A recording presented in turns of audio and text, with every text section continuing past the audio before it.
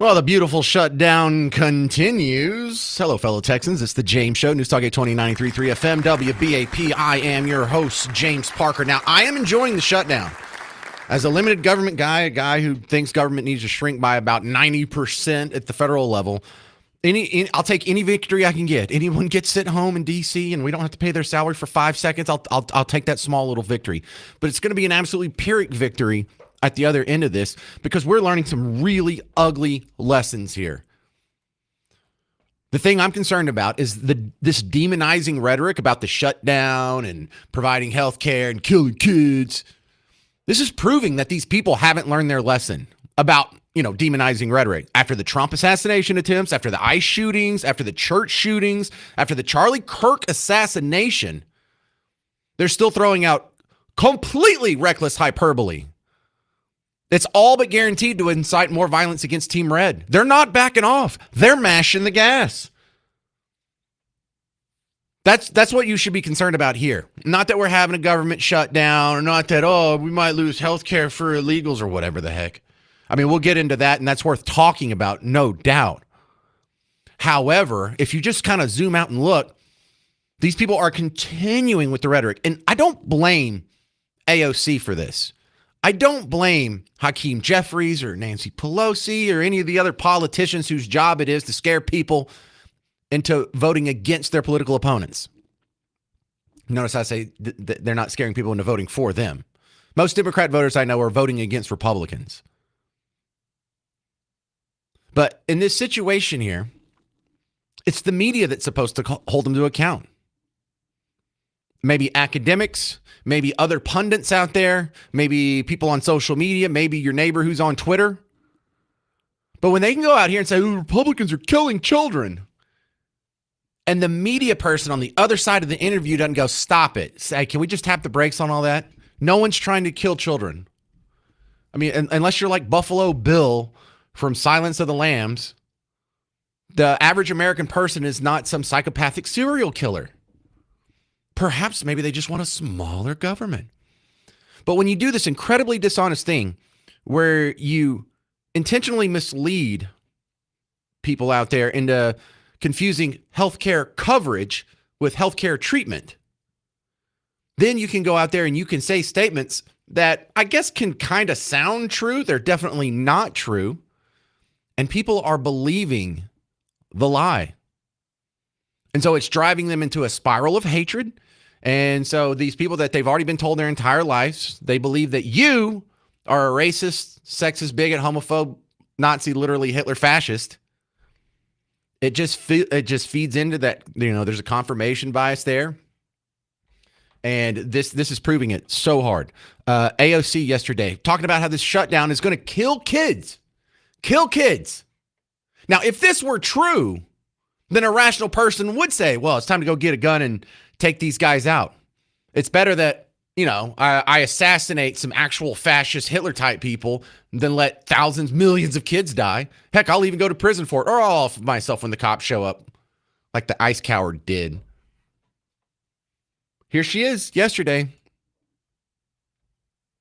And I saw some Republican members of Congress saying, if we have this shutdown, it's because of AOC. Well, if that's the case, my office is open and you are free to walk in and negotiate with me directly. Because what I'm not going to do is tolerate 4 million uninsured Americans because Donald Trump decided one day that he wants to just make sure that kids are dying because they don't have access to insurance. That's what's not going to happen. And so if those senators think that we're having a shutdown because of me, they're free to enter my office and negotiate, because what we're not going to do is allow all of millions of people in this country to not be able to afford their insulin and their chemotherapy. So come strike a deal with me if that's what they really think is going on. You're killing kids. You're killing kids. That is so irresponsible. That should not be allowed. And I'm not saying she should be thrown in jail. I'm saying everyone in the media should be calling her out. Stop it, because people believe her. I know you don't believe her. You don't fall for this. You know she's just saying whatever she can get away with in order to get ahead politically, in order to scare the crap out of people into supporting her side of the argument. But remember, I was showing you this yesterday. Well, let's go review how it started out with illegals can't get comprehensive Medicaid coverage illegals can't get Medicaid coverage. And so it sounds like illegals can't get health care, which if you just chop it off right there and you don't add insurance or subsidies or programs or whatever, some people out there are slow. It paints a picture in their head that you and I want a world where illegals go to the emergency room. They're having a heart attack. They broke their leg. They were in a car wreck. They got, I don't know, I had too much Tylenol. And we just want to turn them away and just let them die in the gutter. That's not what I want. That's not what you want. In fact, I don't know that that's anybody's plan out there. All I'm asking is to give them their own bill, to get treated just like I would or you would if we went to the hospital. If I go to the hospital, I get the bill. You know how I know? My kid went to the hospital a couple years ago. He had something wrong with his kidneys. We're going to be paying that off for 15 years. Hey, by the way, you want to know how much a helicopter ride from Bug Tussle to Children's Health cost? Children's Hospital, just 4 exits up from where I'm at right now. $42,000. Yeah, me and Miss Parker got some bills. Me and Miss Parker are drowning in bills. You don't know. I work 2 jobs, really 3. This isn't my only job. Miss Parker has a day job, and she does extra work on the side as well. We both put in about 60 hours a week. We have 4 children. We are drowning in debt. I am behind every single month, and I just eat it. And after we paid about $40,000 in taxes last year, AOC's is going to take some of my money and give it to these other people who shouldn't even be here. I'm not asking that you don't treat them. I'm not asking that you kill kids. I'm just asking, stop giving me the bill, please. Stop giving you the bill. What the hell did we do to deserve this? We're not breaking any laws. Go out. They're not fighting for you. And coming up in the next break, you're gonna hear the next little lie here. Like, oh, nobody wants to give health care for illegals. Who would even think something like that? And I have the Audiotron 3000. We're gonna go through audio archive history and just blow that out of the water. Oh, it's gonna be a good show. Stick around. 800-288-9227. 800-288-9227. I'm James Parker. It's News Talk 820, 93.3 FM, WBAP.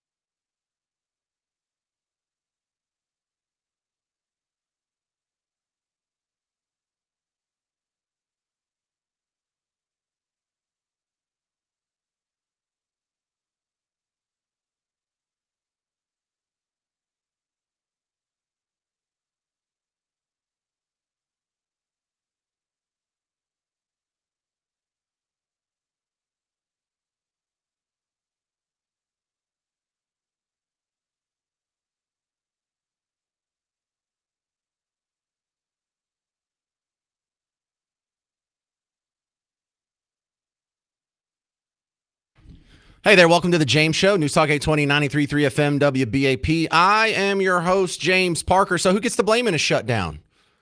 You know, I hate the way this is even worded because from my point of view, as a guy who wants less government, I would say, who gets the credit in a shutdown?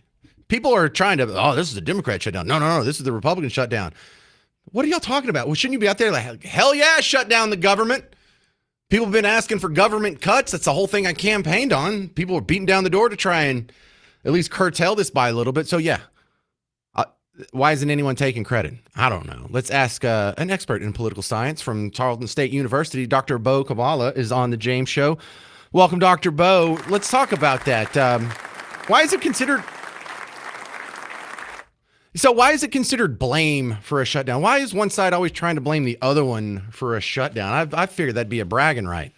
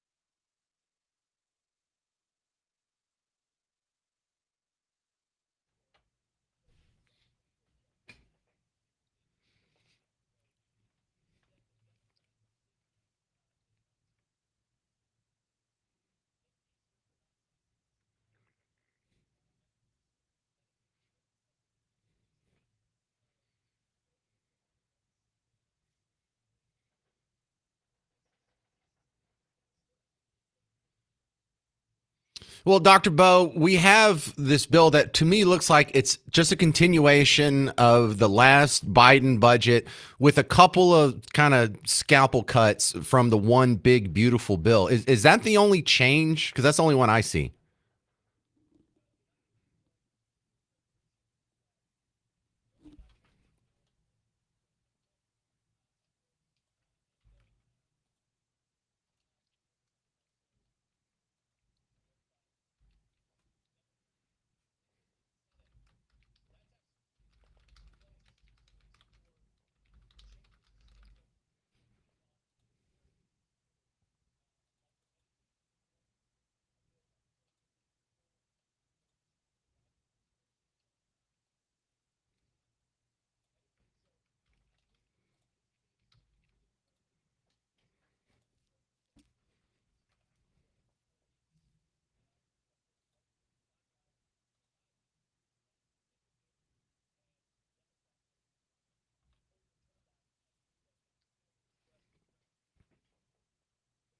All right, we're talking with Dr. Bo Kabbalah from Poli Sci at Tarleton State University. What do the polls say? You know, I just assume when politicians do something that seems irrational to me, that it's something that plays well in the polls.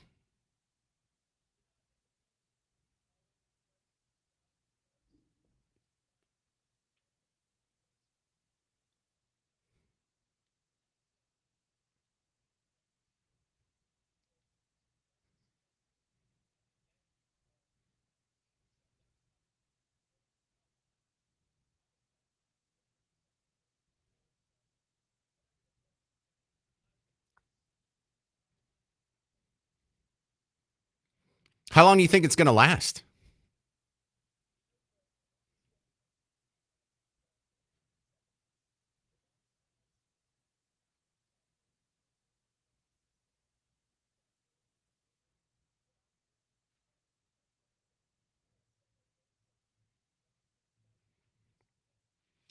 Dr. Bo, how do we actually stop the growth of government? Because in my observation, if both parties are just continuing, the baseline budgeting where there's incremental increases every year, no matter what, what, how do we do that? It feels like we don't even have the choice to vote for that.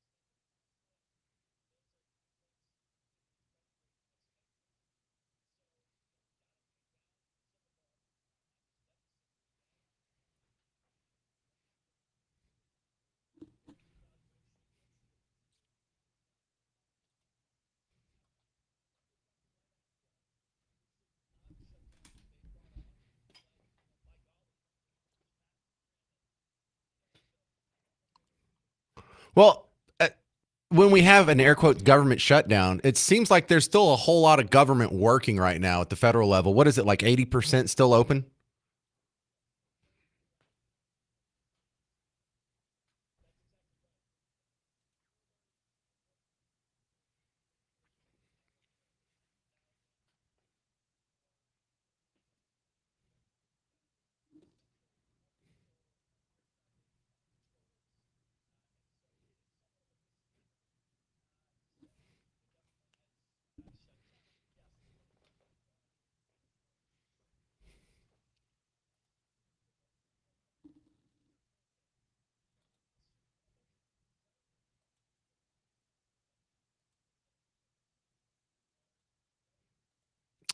Yeah, I absolutely celebrate it. All right, Dr. Bokawala, thank you very much, sir. I appreciate your time on the James Show.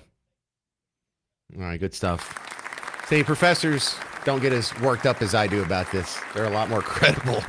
I get so mad, man, because the thing that's ticking me off is the sticking point is illegals getting more of your tax dollars. And, it's super frustrating because they shouldn't be here in the first place. And I'm not saying they should die. I'm not saying they shouldn't get medical care. I'm just saying they should get the bill. And then you have to turn on the TV and have these people tell you to your face that's not what this is about. So let me start with the rundown here. And this will go for a couple of segments because I went through the Audiotron 3000 and there's just all kinds of damning audio clips. First, let's see how we got here. How are American people out there conflating the idea that cutting someone off of Medicaid makes them die? I can walk you through that. Hakeem Jeffries, the guy who's in charge for the Democrats in the House of Representatives, was saying earlier this year that illegals can't get comprehensive coverage for Medicaid. Now, they can still get their emergency bills paid from Medicaid or other bills paid, just not comprehensive. And under current law, undocumented immigrants are already ineligible for Medicaid, the ACA exchanges, and for SNAP benefits. Not a single undocumented immigrant in this country gets a dime in federal taxpayer dollars for any part of comprehensive Medicaid coverage. Okay, Not one. So he called it comprehensive Medicaid coverage. If you take the word comprehensive out of it, that's not a true statement anymore. Yes, illegals absolutely are getting tax dollars toward their Medicaid coverage. It's not the comprehensive part of Medicaid. And so then they switched out the word Medicaid for health care. And then if you take out health care coverage and just say health care, now you are telling people, and people are hearing it, that Republicans want illegals to not get health care. And if you think I'm making that up, here's her name's Dr. Annie Andrews. She's running against Lindsey Graham for his seat in what was that, South Carolina? Here she is, just going off on something that's completely not true, scaring the crap out of people. And I think she knows this is a lie. This thing that JD Vance said today, I can't stop thinking about. Take a listen. In the emergency room waiting is an illegal alien, very often a person who can't even speak English. Why do those people get health care benefits at hospitals paid for by American citizens? So, JD, I have some news for you. Physicians, me and all my physician colleagues all across this country, we're not like you. We chose a profession where we wake up every day to help people. We're not self-serving. Nothing you can say or do is ever going to stop one of my physician colleagues from providing care to a sick or injured person who shows up at the doorstep. All right, stop it. You'll hear the rest of this after the break. But look, there she is. No one is saying don't give them health care. They're just saying don't make the taxpayers pay for it. That's all.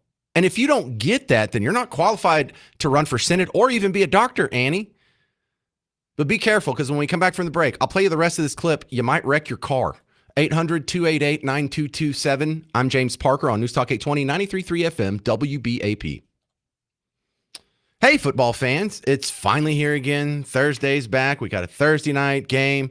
And look, Prize Picks is the app that even if your team's not doing that great, it's still more fun to watch if you're playing Prize Picks along with it. Because when the Cowboys tied last week, I won. So they changed it actually from last year.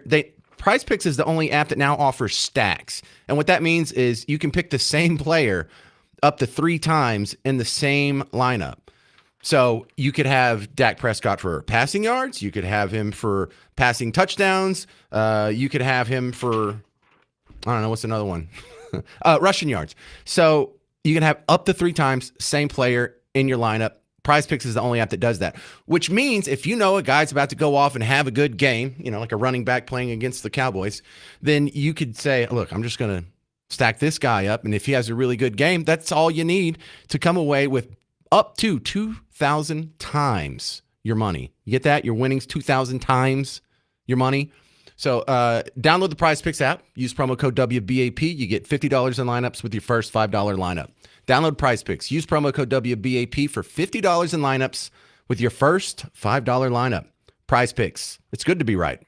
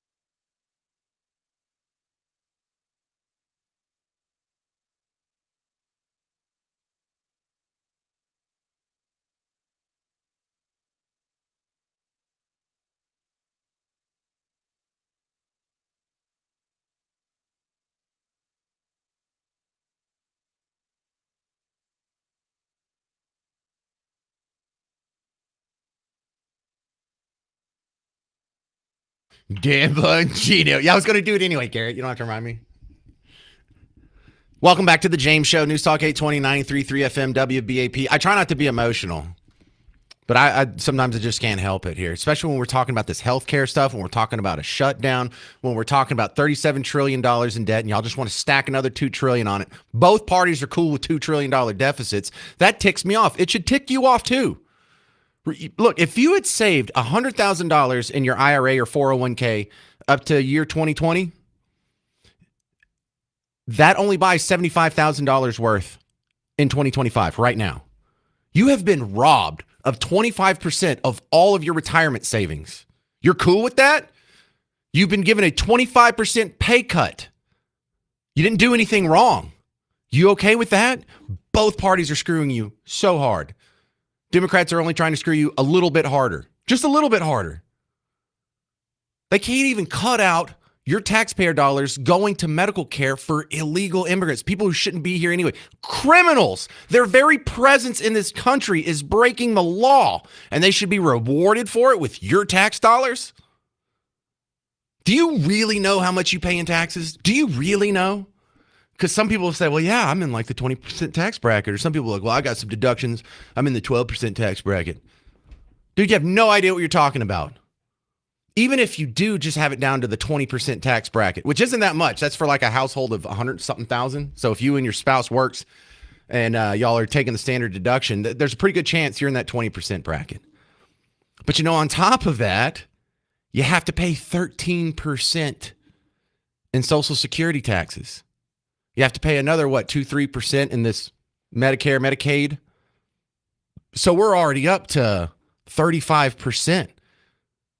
And then out of your mortgage that clocks every month, a few hundred of that has to go to your state and local property taxes. So now you're up to what? 40% of your income? And when you pull in the sales tax, the gas tax, all the little chintzy taxes on your utility bills, on your phone bill, you're getting gouged for about 40% of your income because of all of these stupid programs. And the culprit on all of these is socialism. They're all social programs that are strangling us to death. Whether it's free health care, Medicare, Medicaid, all the stuff for illegals, CHIP, children's health care. You have unemployment insurance, which is just flat out socialism. You have socialized schools, public schools. If we got rid of the socialism here, not only would we balance the budget, you would get a 40% raise. You understand that? And neither party's fighting for that for you. And one party's just lying to your face. Lying to your face. You're going to kill kids. Republicans don't want illegal immigrants to get health care. I'm going to continue with this clip from Dr. Annie Andrews, who's not just a doctor. She's also running to get Lindsey Graham's seat in the next electoral cycle. But before we get back to that, let's just go back a few years to the Democrat primary debate in 2020. And you have about 12 candidates on the stage. I don't even remember all these people, but Pete Buttigieg is in there. Joe Biden is in there. I believe Kamala Harris was in there. They're asked, do you support health care for illegals? Raise your hand. Every single person on the stage raised their hand. And the people in the audience clapped. A lot of you have been talking tonight about these government health care plans that you've proposed in one form or another. This is a show of hands question, and hold them up for a moment so people can see. Raise your hand if your government plan would provide coverage for undocumented immigrants. Is there any more solid case that these people are okay with the idea? They support the idea. They advocate for the idea of taking money from you and giving it to an illegal so they don't get their own medical bills. Now let's go back to Dr. Annie Andrews, because this went viral. I can't believe millions of people have seen this like it's actually a legit statement, because it's all lies. This thing that J.D. Vance said today, I can't stop thinking about. Take a listen.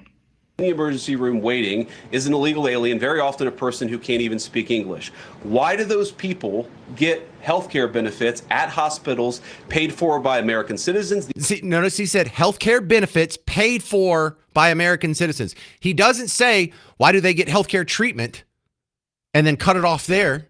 He's not even advocating that they don't get treatment. He's just saying, why do we have to pay for their treatment? Anyway, and then she continues with this just total straw man lie. So, JD, I have some news for you.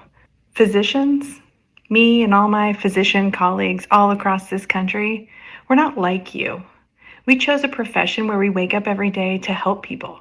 We're not self-serving. Nothing you can say or do is ever going to stop one of my physician colleagues from providing care to a sick or injured person who shows up at the doorsteps of an emergency department.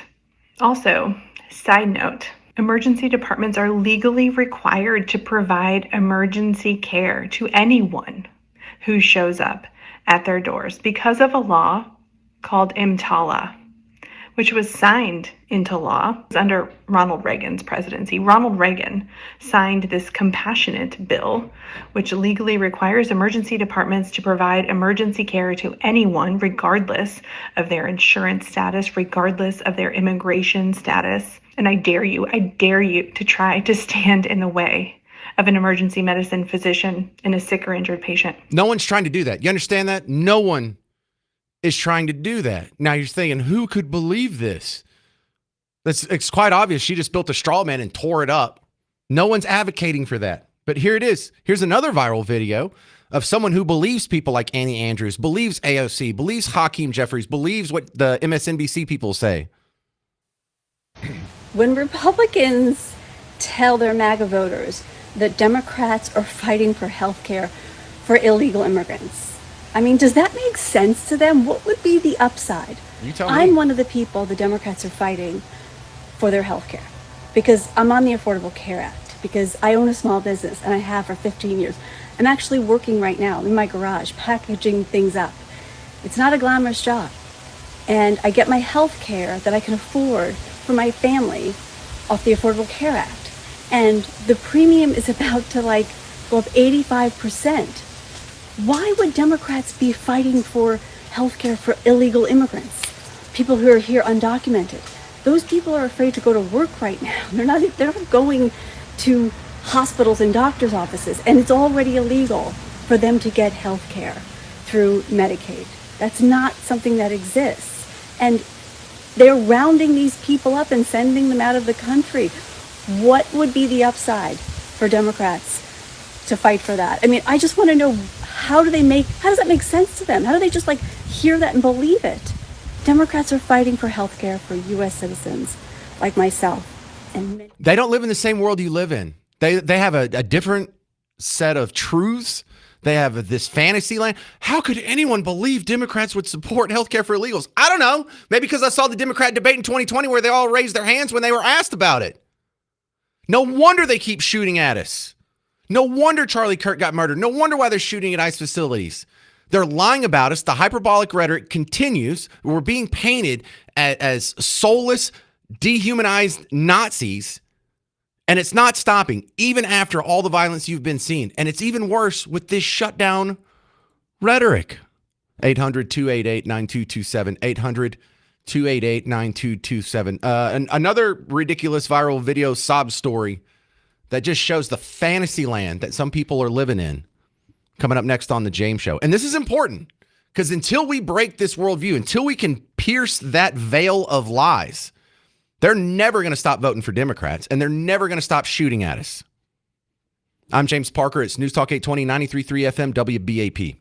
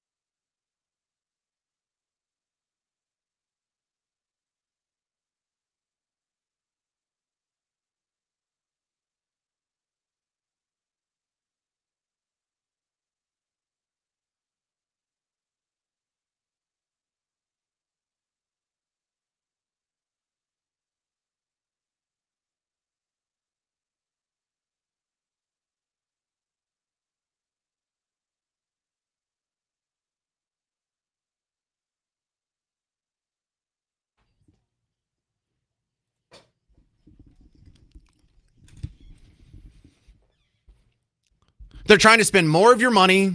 They're indifferent to whether or not their hyperbolic rhetoric is inciting violence against you. And it's continuing.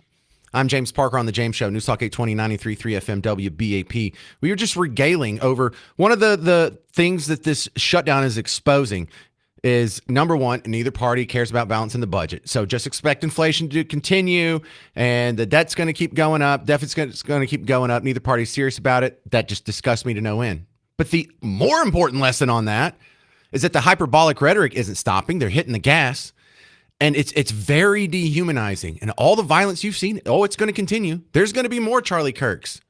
Heck, I might just start walking around in bubble wrap myself. And did you catch the very beginning of her little retort? If you're just joining us, I was playing this lady, Dr. Annie Andrews.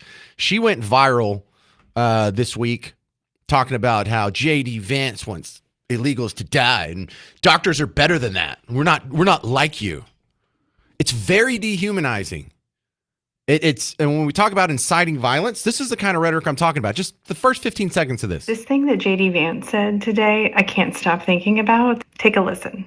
In the emergency room waiting is an illegal alien, very often a person who can't even speak English. Why do those people get health care benefits at hospitals paid for by American citizens? So, JD, I have some news for you. Physicians, me and all my physician colleagues all across this country, we're not like you. We chose a profession where we wake up every day to help people. Yeah, we're not like you. We're good people. You're a bad person. Dude, why don't you just find the nearest crazy person and hand him a 30-06? Are you going to engrave the bullets for him too? Damn. Hey, this is Donna in Dallas. Hey, Donna, you're on WBAP. Oh, hey. What I wanted to tell you, well, every time I call you, I'm always saying, oh, my God, everything comes up. I'm listening to that idiot, excuse me, and I'm kind of shocked that she actually went online and aired that information. But I think that you're right, that people like that are inciting violence, and you might need to wrap yourself. That might be a great idea for everybody. I'm kind of terrified myself. Well, anyway, at this point, what she said was nuts. What she said was absolutely. And the thing that got me more was like, how can they say that when it's not true? Oh yeah, the other lady, right? Hello, yeah, hello, yeah. So I'm pretty sure that they have done that before. Yeah, and still are doing it. Yeah. I love the fake shock there. Like, how can they say it if it isn't true? It's like, are you kidding? That's their bread and butter. They told you the stock market was crashing 4 months ago. 6 months ago, they told you we were in a recession. We're not. A year ago, they told you Biden was sharp as a tack. The year before that, they told you vaccines work. The year before that, they told you Jussie Smollett got mugged. I mean, it's all. Before that, I mean, when I was born, they were telling you, hey, let's build trains and have a public bus system. It'll improve traffic in Dallas. This is John and Kemp. You're on WBAP. Yes, sir. Thank you for taking my call, James. I just wanted to tell you, thank you for explaining it to me. A simpleton like me, I didn't realize that they had changed just a few words to camouflage it, however you want to put it, so that people can't understand that it is actually paying for illegal immigrants. You know, I wish J.D. Vance, when he came out, and I love that guy, and I hope he runs for president in 28 because I will vote for him. He normally puts out everything very clear.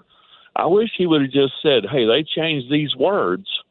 He kind of did, but he didn't go all the way into it to explain it to the American public that, hey, they really are lying about this. This is how they were going to change it. Anyway, that's all I've got to say. Well, thank you. I take that as a huge compliment, John, because that's really what I try to do here is like, can I take these complex ideas and distill them down? And I've got about 6 minutes to do it before you get to where you're going or there's the next commercial break. And I really wish everyone could just hear that rundown of how they have used the rhetoric to intentionally mislead people to make half the country thinks that you, because you support Team Red policies, want illegals to die. They think you're that heartless. They think you're just a cold-blooded sociopath. They think you're literally a fascist or an idiot that's duped by these people. All right, coming up next on The James Show, we have a special guest In fact, someone had just put a message up on the Facebook a second ago. Yeah, Ellen said, hey, here's something you may want to talk about. TCU canceled a Turning Point USA speaker because she's a detransitioner. Yeah, she's going to be on the show next, on the James Show. Seriously, Chloe Cole. If you haven't heard this story, it's going to break your heart. You'll meet Chloe Cole, and now the battle for TCU. Is it still a Christian university? That's next on the James Show. News Talk 820, 93.3 FM, WBAP.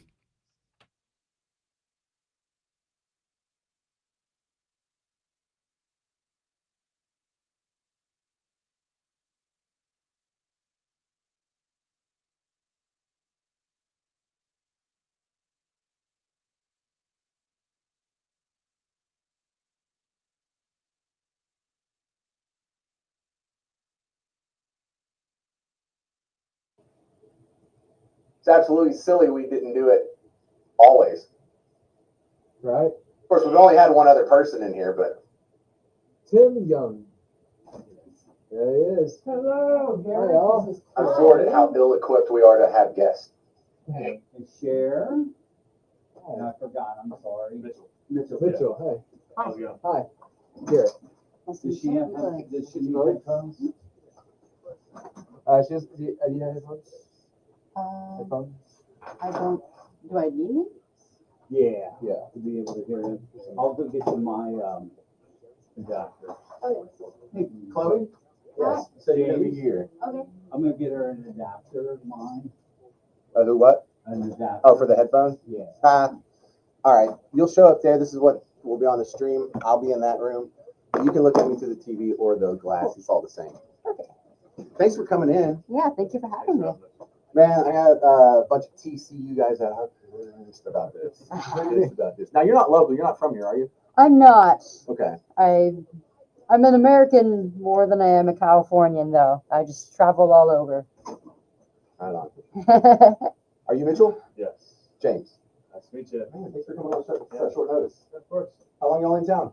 Tomorrow. At least a week. Tomorrow. Well, then you have to come back on Tuesday. I come back. So we're going to Michigan just for 2 nights. We'll be back on the 6th. We'll be back on the 5th, actually. Night of the 5th. Okay. Yeah. We're All right. rocking and rolling. Let me know if you need anything. Bathroom down the hall, but someone will have to lock you or you get locked out. Appreciate you.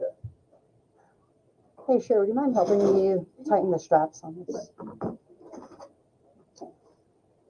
This will allow you to Just talk. about like, maybe about like this much. This will allow you to talk to James during the breaks, and then all you gotta do is just turn this mic on, Oh, okay. and that will allow you to be on over the air. Cool. Yeah. A little bit more than that, or? I think that's fine. Thank you. Is your phone off? Yeah.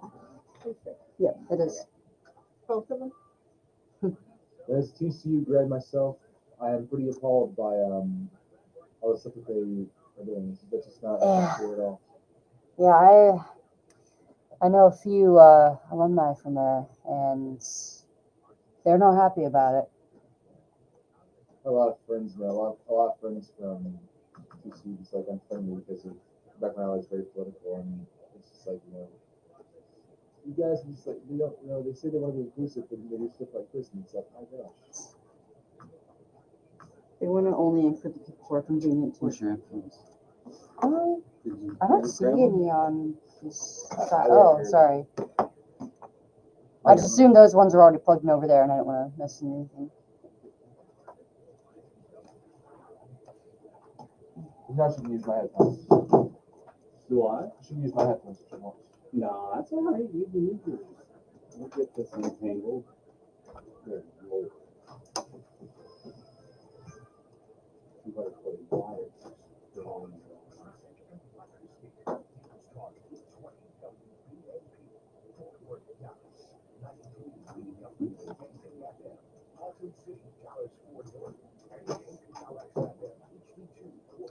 Keep it out of the shot, huh? The mic. So you want to talk into the side of that and not straight on. You want to get up real close to like a best friend. Wait, so do I want to rotate for it or no? No, come closer. Okay. Yeah. Like, oh, that wire is. Thank you. Yeah. I already said, I figured. You know what? My team is not very.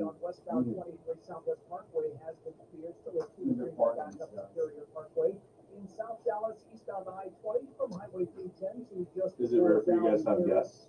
No. Just people like to hijack these.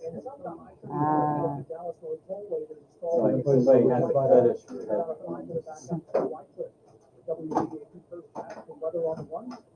Nisha works. Oh, that's for a reason? Yeah. Look, Chip Roy, he's in Belgium. Sure. Your forecast from the WBA. We'll feel too. Yeah. That's kind of a nice volume. Okay. Now, when you go on, you want to hit that button, okay? Because when that button comes on, the mic is hot. Cool. Okay, if you forget, they won't be able to hear you. Okay. Okay. She's going to turn on her own mic, but it's not going. Okay. You got it. Okay. Thanks all. Thank you guys for the help. All right. Enjoy. When we start? Oh yeah, Chip Roy's on right now. We're gonna start after as soon as the news starts. You know, because we play James's music radio show, and since he'll introduce himself, and then yeah. It's some cool stuff.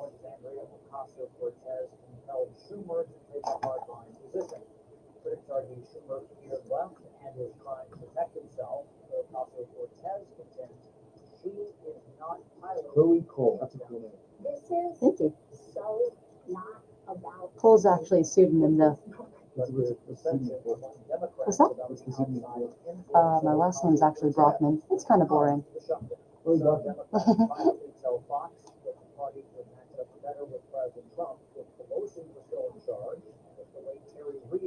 I'm realizing that a lot of people I know that, you know, they have different names for radio. Yeah, I always assume that their names are just, you know, always like that, but then like people myself, it kind of sounds a little odd, but then and I realize, oh, actually that's not actually their name.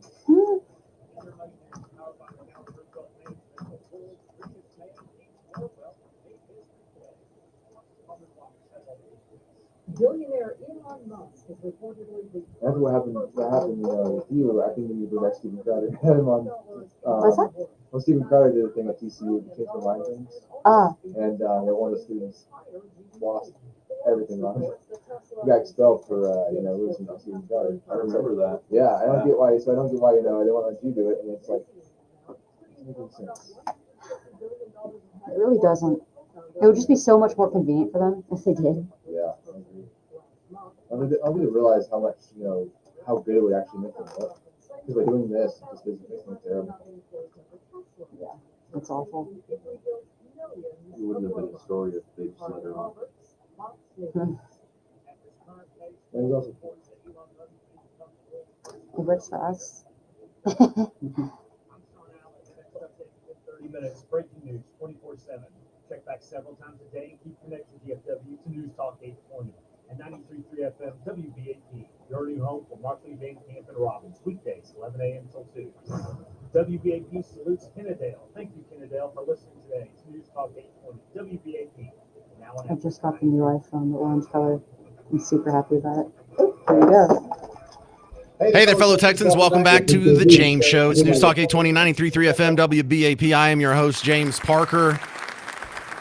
Oh, man, stop what you're doing. Start paying attention right now, because this next guest story, it's first going to break your heart, and then it's going to be very inspiring, hopefully somewhere about halfway through the second segment, the way I've got this mapped out.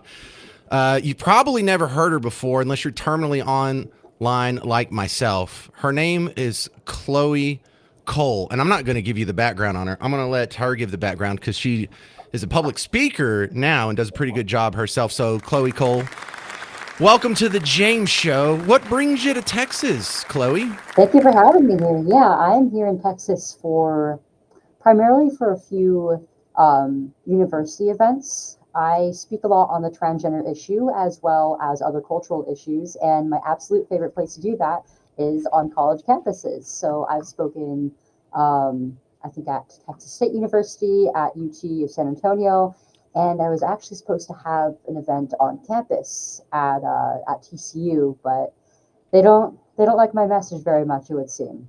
All right. So why would someone listen to you on such a touchy topic as detransitioning? Because I'm actually somebody who has gone through the process of a gender transition medically, socially, living through that lifestyle in every way, and then coming back out of it after realizing the harm that was done to me. And now I've become a spokesperson for this community of thousands, potentially dozens or hundreds of thousands of people across the world who have personally been harmed by this at very young ages. Now, All right. I This, was a teenager when they put me through every single one of these treatments. I was yeah, very yeah, young. yeah. Let's do the uncomfortable part here. And the reason why I wanted you have you on right now is there's a lot of moms in carpool lines about to pick up their kids. It's 3:06, you know, and so this is who I want to hear this. Moms, dads, you've got to listen up to this.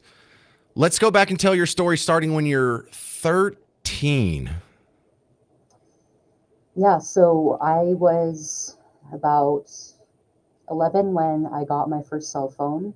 And especially the older I got, and as I started like move into puberty, I started to become a lot more of a tomboy. I started to align a lot more with the boys my age, with my male peers, with my brothers, and just I related to them a lot more. And it was something that I actually took a lot of pride in, being a tomboy, because it was something that set me apart. It meant that I was strong. It meant that I was adventurous. But I also had really a lot of normal teenage insecurities, like around, especially around my developing body. And as I started to use social media, I was learning about a group of kids who had very similar struggles to me.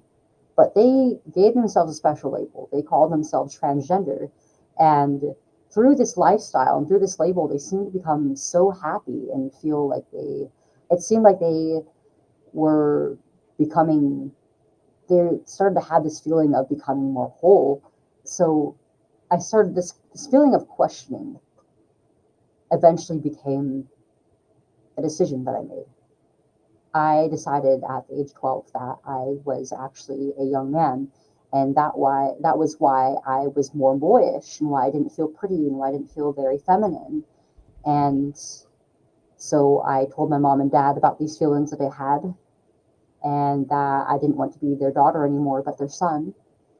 And they didn't really know exactly how to respond. It was kind of an emotional roller coaster for them, but they wanted to both be cautious of my age and of my maturity, or lack thereof at the time, because they knew I still very much was just their little girl, right? But they also wanted to get to the bottom of where this was coming from exactly. So they had me start seeing a therapist.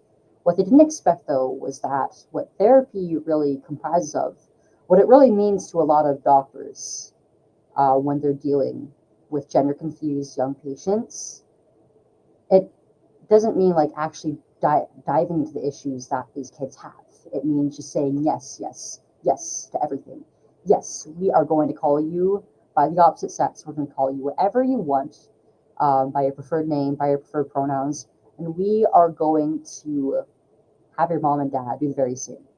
We are going to have them say yes as well, no matter what they may think right now. And my mom and dad were getting frustrated because I was going to therapy, but I was not getting better emotionally at all.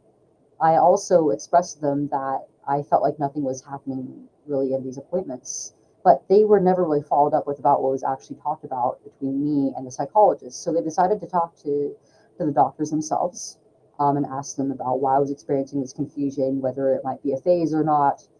And what they were told was that this is life or death for your kid. This is not a phase. This is a fundamental part of who she is.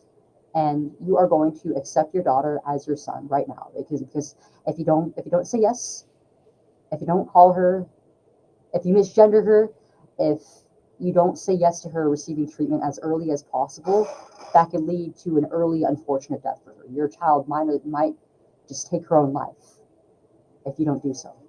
And that is a lie that doctors leverage over parents who often don't have any other resources, who do not have any outside knowledge or alternative resources. They are told that the life of their child is at stake.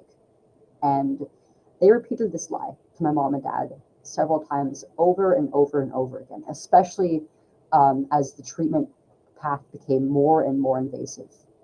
They really were scared for my life. This is so awful. All right. We're talking with Chloe Cole. She's a detransition advocate.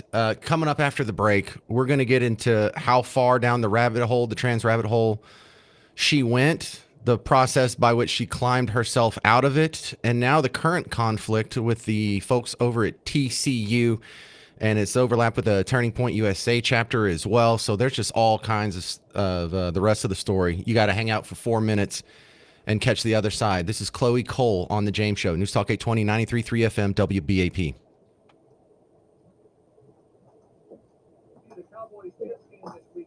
Good job.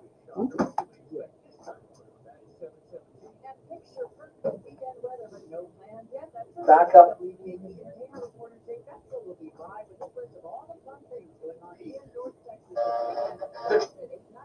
They're trying. You should turn this down a little bit. See how you framed over there? Yeah, I noticed that, but I didn't want to like adjust it while we were on. While we were on air. And just a little bit closer to the mic. Okay. There you go. Oh, we're on the subject. Huh? When you start talking about TCU, try to plug the event that we're actually still here. I will. I did that on Isabel Brown too. And the Sports Foundation, if you can. Mm. I mind if I What's up? I'm just gonna add something. Okay. Recession. That they told you. I love. Yeah. Hello. Yeah. Got me more. You might need to people like. Let's just find Dallas. Hey Donna, you're on. Yeah, we're not.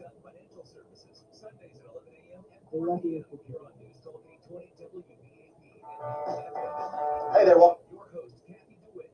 Hey there, Walt.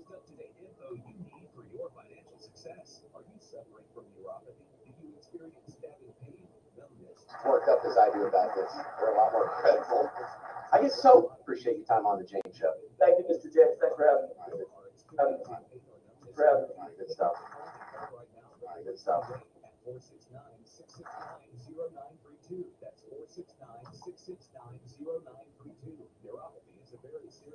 So you're from California, right? Yeah, I'm from the Central Valley.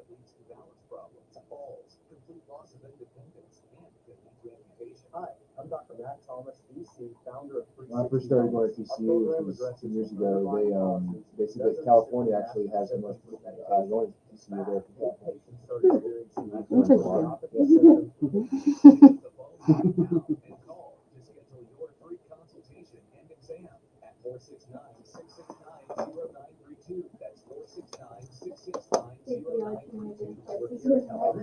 Newly retired, so this was my first summer not working again. But I had problems with my shoulder. I mean, it was just like 1,000 needles going into my shoulder. Mike didn't want surgery. 6 months in a sling was not how he planned to spend retirement. That's when he heard about QC Kinetics regenerative treatments. It's a free appointment. And you just go on Isabel the next day. I went out played golf. Are you watching it? No. It'll come out tomorrow, but I'm just saying. I did pretty good. Yeah. Smack it. Smack it. I don't want to Fine. Now Mike's heading back to QC Kinetics to get his knees treated. Oh, I know, Lance's the same as I can remember it's time to chancellor. No. Call QC Kinetics today to schedule your free consultation. Call QC Kinetics, 972-972-8610. That's 972-972-8610. I hope it syncs my tabs from Safari. 972-8610. What was that called? I hope it syncs my tabs from Safari. It should.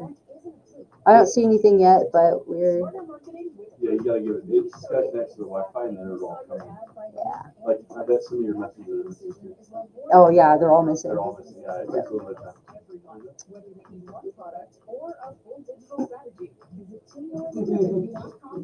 As a friend of the case, I'm gonna have to call him and say, Debo, man, seriously, why? You guys just why? Is it cold, allergies, or could it be a sinus issue? Aspire Allergy and Sinus can help you find out. We would appreciate all the help we can get. 45% of patients I think I was the first I did a thousand points, and I thought, he's so nice. He's like, he's about to something happens. No, not you, bro. And find a solution that actually works at Aspire Allergy and Sinus. Go to aspireallergy.com. Don't get me wrong, he's an awesome guy. He's really nice and sweet. Aspireallergy.com. Yeah. He's the call to Stephen Wilson. In Fort Worth, northbound I-35W in the Texpress lanes right around Long Avenue, there's a stalled vehicle in the right lane. It's about a 5-minute backup to Northside Drive. Also a stall on westbound I-20 to Highway 287 in Arlington. The right lane is blocked. We're looking at a 15-minute backup to Park Springs Boulevard.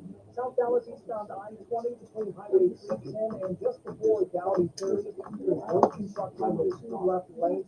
About a 15 to 20 minutes delay from Galley to WCAT First Traffic. I'm Dave Allen. Sponsored by Blindster.com. Looking for affordable blinds, shades, or shutters for your home? Don't hire an expensive pro. Check out Blindster.com, where we offer custom-made window and guaranteed low prices with a team of pros ready to help you every step of the way. Blindster.com. In the middle of the night, in the middle of the day, whenever news happens, you have right here. News Talk 820 WBAP. And now on FM at 93.3. Hey there, welcome back.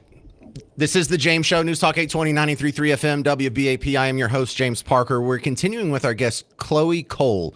She's a detransition advocate who is telling her story around the country at college campuses. We'll get into TCU in just a little bit because I have some TCU alum that are listening right now, and they are fuming about the situation. But let's finish telling your story here. So you felt odd going through the first stages of puberty. Your exposure online convinced you that you might need to go down this trans rabbit hole. The therapy that you sought out reinforced that delusion, or that's an opinion, but and then your parents, your parents were scared into going along with it. And so when did the hormones start? The whole medical process started pretty quickly, actually, like within the first, I would say roughly half a year of me ever seeing a therapist at all. So very, very expedited. And how old were you? I was 13. It was, I started the puberty blockers, which is like a chemical castration agent they use to stop the puberty of perfectly healthy children now. It was about halfway through my 8th grade year, and then a few months after that, I was put on weekly injections of testosterone. And at 15 years old, I underwent surgery. I had a radical double mastectomy to remove my breasts, and that ended up being a major turning point when I realized just how much damage this was causing to me. And I started reflecting a little bit on what it really means to be an adult, and the fact that I was not too far from 18 years of age, and I would have to start thinking not just about what kind of college do I want to go to, what kind of career would I want to have, but what is it that I want in my personal life? And I realized I want to have kids one day. I want to get married. I really want to fulfill a very feminine role. And I might not ever be able to do any of those things if I continue going down this path. So I made the decision at 16 years old to stop transitioning. And I came across a community of people who were in very similar situations to me, who also had detransitioned. And over the years, I've met hundreds of others in person, online, and our stories just go to show just how harmful this really is. The fact that this is not for children, really. I frankly don't believe that this is any way to live for anybody, and for any doctor to do this to anyone is deeply, deeply abusive. Was there an event that made you sort of hit rock bottom and decide to come out of it? Or was it a gradual process? How did you turn this around when so many other people don't? It was a very gradual process, and I really did hit rock bottom. I thought I wasn't even going to make it to 18 years old. I thought I genuinely wanted to end my own life because of the effects of all of the procedures. But thank God I've made it to 21, I had my birthday just a few months ago, and I've realized that in spite of everything I've lost, God still has a plan for me, and I still have so much to live for. And that's the message that I want to give to anybody who is going through this kind of confusion, no matter what stage they're at. It's never too late to go back and find new hope and find your identity in things that won't eventually bring you to an early death. And really, to anybody who is going through, who is experiencing any form of loss or any form of grief. Chloe, your story breaks my heart. I have 2 daughters. One's 10, one's 13. And so they're kind of in that age where you got wrapped up in this. And that scares the hell out of me as a dad. But they're so beautiful. I just can't imagine anyone carving them up for, I don't know, what is this, a political thing? Is this an ideological thing? I mean, is this their own sort of religion? Like, I would argue it's all three. Yes, it's a powerful political tool. It's completely based in ideology. There is no sound science behind any of this. But most of all, I think that it's an ongoing part of the spiritual battle that our country is going through, and it essentially is a religion of its own. how did your parents get talked into allowing this? They were told that it was going to be life or death for me, that the suicide rates in the transgender community are extremely high, particularly in children who don't get intervention as early as possible because they say, well, your body has to align with your internal sense of your gender and who you are, and that is what causes gender dysphoria. That it's like essentially like a physiological thing and like a condition that is like inborn and incurable. Well, it sounds like you don't have much blame for them. You don't No. think that maybe they should have done more research and found out that these doctors were lying to them, At the or time, there really was no additional information outside of the medical field. there wasn't a Chloe Cole? People who were critical of transgenderism, especially in regards to children at the time, were very niche groups because so few people knew about the abuse that was actually happening. But my mom and dad, I don't blame them at all. I give them a lot of grace, especially for the way that they were emotionally manipulated by our doctors who knew better, who took an oath to do no harm and gave me a treatment that did exactly that and tore apart my family in the process. We're talking with Chloe Cole. She's a detransition advocate. And so now you're using your experience to kind of fill in that gap that your parents didn't have, that you didn't have when you were going through this. And you go around doing public speaking, a lot of which is at college campuses. You're going to be in town on what, Tuesday? Now, you were going to speak at a TP USA event at TCU, but that didn't work out. Are we ready to tell that part of the story yet? Oh, yeah.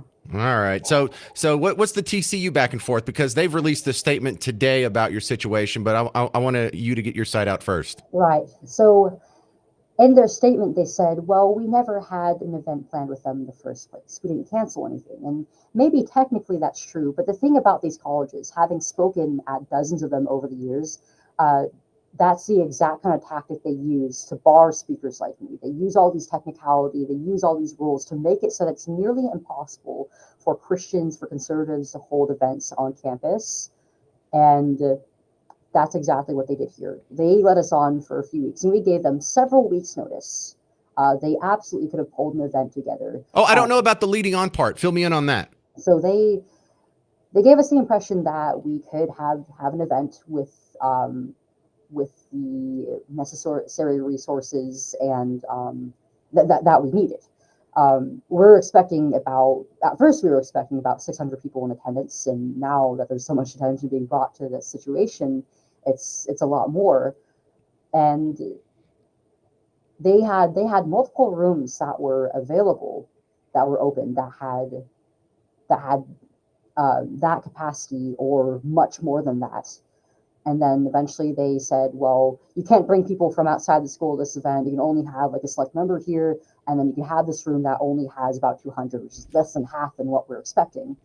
And they just kept giving us these ridiculous rules that made it so that, well, we decided to move the event off campus. And actually, there's a local Baptist church, Birchman Baptist Church, that has been very graceful in giving us their space and their church to host the event. And so we're still doing the event, and it's going to be on October 7th at 7 p.m.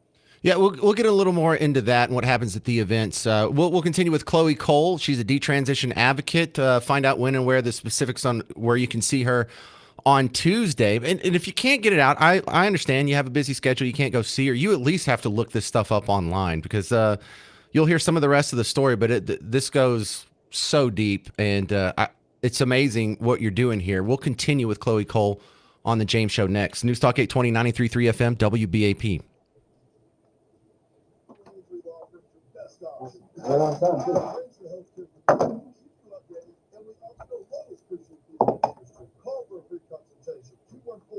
Your story is so sad.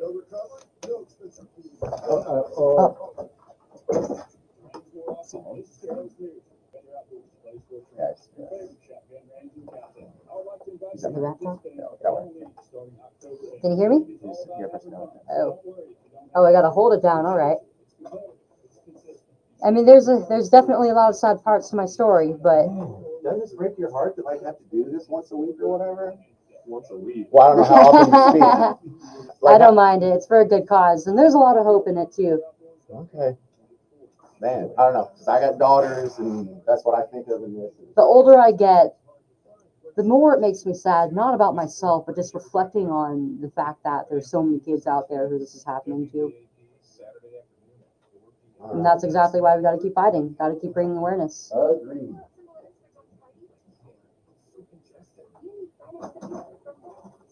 Are you going up to another segment or is that it? There's another segment.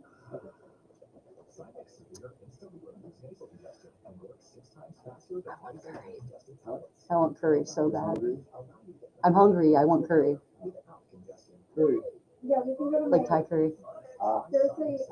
She made reservations for us. Oh, what time? What time? At 7, but I can take you to my other favorite that I get lunch at, and they have really good stories. Let's do it. What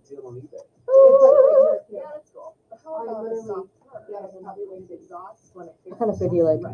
Ooh, man. Love anything fried.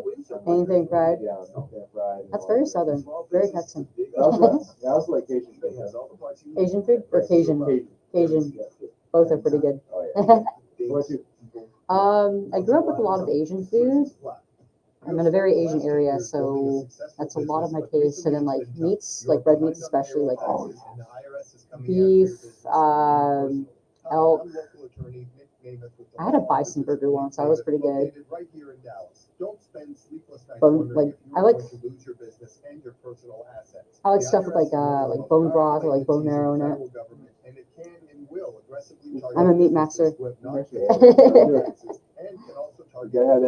Gotta get the protein. If you are facing IRS wage levies, bank levies, or tax liens, call me, Nick Namath, today. I have helped many businesses and individuals in DFW resolve payroll. I've seen some people who are vegetarians and vegans. Very strict with those guys, but as a habit by cigarette, I could not be a vegetarian or vegan. I have to have meat. I could never do that. I'm sorry. Like I like vegetables. Like I would never want to be on a diet that like selects for certain food groups and excludes others. But like meat, like, that's where it's at. Right. That's where you get a lot of our nutrients, anyways. Yeah, I saw some girls in college. They were always kind of cranky and stuff like that. I'm like, well, no wonder, because they were, I mean, like 16, and they were really like into the details of which I was anorexic in college myself. I struggled with some disorder eating when I was younger. Yeah. Sure. And that feeling of just being like hungry all the time because you're not nourished. Yeah. And it's that's bad. When I got diagnosed, I was like, okay, I need to start, putting something on the bones and starting to get better into, looking better. We look good now. Yeah, I was pretty overweight in high school, and that's what motivated me to start losing weight. But I overdid it. You took it too far. Yeah. So That happens. That happens a lot. That's what she's doing right now. He's kind of like starve maxing. Well, it's more like he has loose skin, and he thinks he's gonna get like the loose skin, like it's just gonna disappear if he diets enough. That's not how it works. Yeah. Highest I ever was 225, and the lowest I got was 144. Whoa. Yeah. Wow. 144 would happen when I was in Ireland. How tall are you? I'm 6'2". 6'2". Wow, that's pretty low. Yeah. Did you get sick? I did have. I will say this: if it wasn't for my roommate when I was in college, I probably would not be alive. I had a seizure. That's tough, man. Yeah. And it wasn't until after college, I didn't know my decision until after college, and I had several. And fortunately, I'm on this medicine, another drastic thing, which controls that. It allows me to, keep the blood sugar up, and it allows me to, not have seizures. I'm doing the train today, so once I get off the train, I'll take my blood sugar. I take my blood sugar everywhere. Give people to drive, because anything below 90 is not good. Yeah. Is that like a something that you just developed, or is it like a consequence of the eating? We think it may have been developed because it really started getting into overdrive once I started losing lots of weight. But I may have had it all along. I'm not really sure, but it definitely wasn't present there when I was in high school because I was just eating constantly, and blood sugar was always high. But once I stopped doing that consistency, essentially starting myself. That's when I started noticing the mood swings.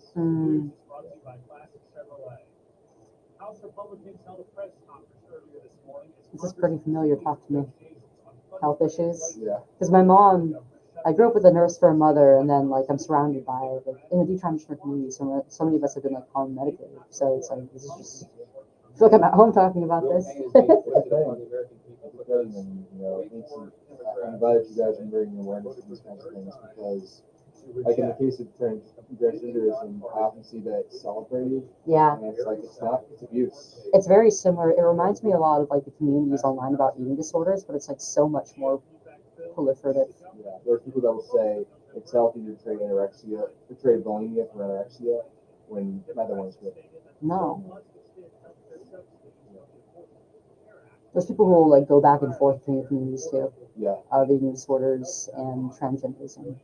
Like I know a lot of detransitioners who are like starving themselves right now, or they're coping by like binge eating.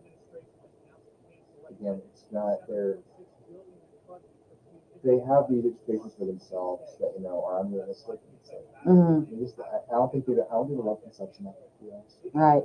Maybe they don't feel special. They feel they have to do that, and it's not good. It's just like a total break in their identity, but they're not going to find it by like looking on the outside of themselves. They have to find it on the inside. On the inside, exactly. They have to find their value in something else.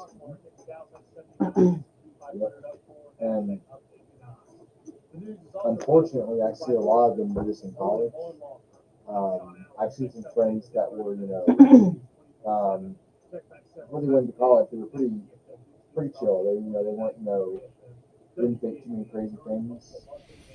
But once they got to college, I'm not sure what it is, but they let bad influences get to them, and they started becoming very shallow with how they viewed the world and viewed themselves. And it's not what college is about. Like the Fourth of Wizard of Oz, back where I come from, we have places called universities. I mean, go to become great thinkers, and when they come out, they think deep thoughts. Right.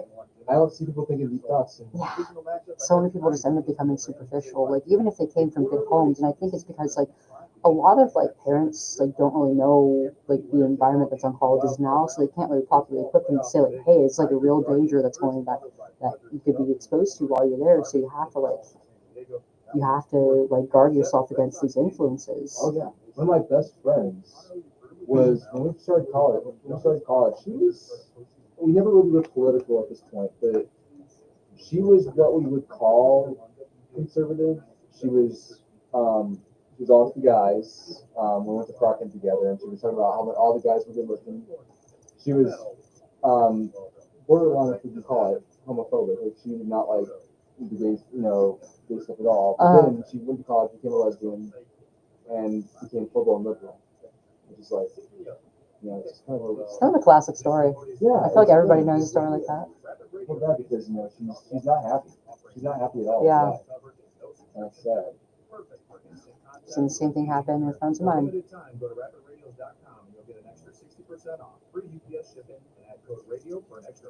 I'm doing like ASMR with the knife.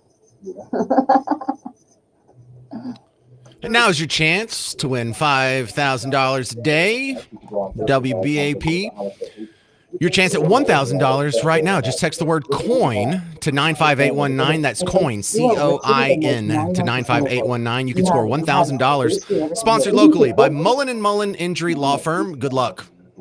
Like, just the fact that it exists is like crazy. And even from social media. Yeah. Oh, is this Fall Out Boy? Hey there, welcome to the James Show, News Talk 820 93.3 FM WBAP. We're continuing with my guest, Chloe Cole. She's a detransition advocate. And can you name another detransition advocate? Not you, Chloe. I'm talking to the people listening right now. And I've been looking for someone like you. The trans issue is super close to me. In my radio career, I co-hosted a show with the guy who was trans. He would just dress up at nights and on the weekends, and he lived as a man during the day. And it was a sex thing. We'll just leave it at that. So but there was no kinda. He thought about getting the top surgery. He thought about getting implants, but he would never do the bottom because you lose function. And let's just leave it at that. Pretty smart choice not to. No kidding. Man. He's no longer with us, by the way. That's a different story. Maybe we'll talk about that later. I'm sorry to hear about that. Yeah, it's terrible, actually. I don't want to bog down the show with it, though. But I think you're super important because you turn on the TV today, and there's so many people on the other side of your story. We now have trans characters all over TV. We have it in Good Girls. We have it in Umbrella Academy, in Star Trek Discovery, in the OA, in Shameless, Orange is the New Black, Money Heist. Is that Star Trek too? That's crazy. Well, it's one of the 18 Star Treks. Was Star Trek Discovery. I haven't watched one episode of it. It was in Inventing Anna, 911 Lone Star, Faking It, The Good Doctor. I can keep going here. But for all the representation that community gets, can you name one detransition character in any TV show in all of TV history? Not one that exists. Not yet. Not yet. I'd like to change that. What a great answer here. So, man, I was just telling you on the break, like, how do you do this? Isn't it horrible to have to go to these speaking events all across the country and relive this horrible experience? Some days it's definitely harder than others, but for the most part, well, I end up having a lot of fun along the way. I've met a lot of people who I've had a lot of good times with, people who I am proud to stand by. And I mean, I'm on a mission. This is my calling, and I'm grateful that I have even the chance to fulfill it.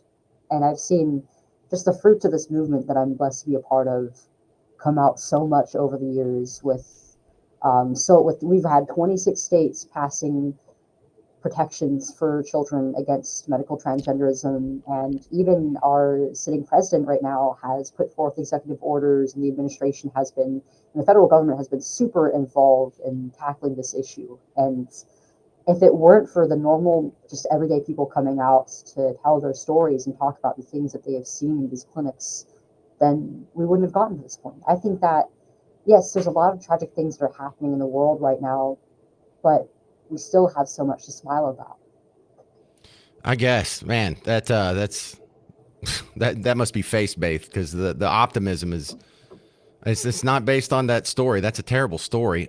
So you were just talking about how TCU kind of rope-a-doped y'all for a few weeks, pretending to book your event, and then they finally told you about a week or so ago that they're not going to be able to do it.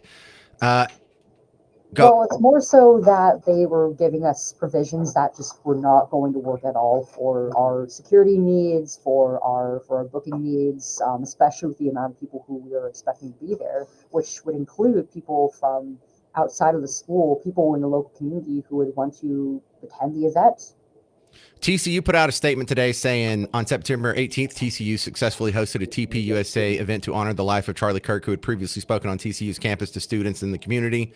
That's a CYA move. Separate from this event, an outside party not affiliated with TCU invited an external speaker, to appear on our campus October 7th. The student chapter of TPUSA, Turning Point, Charlie Kirk's outfit, then requested that TCU host the event, the October 7 event, for 7 to 1,000 people. The requested space was already booked with another student event. We explored options, notified the group September 25th. The secure space was not available given the short notice, but we offered to find another date or space for the event. TCU never canceled this event as it was never booked. So why not just say, all right, well, let's do it a different day. Just give us an event and call their bluff.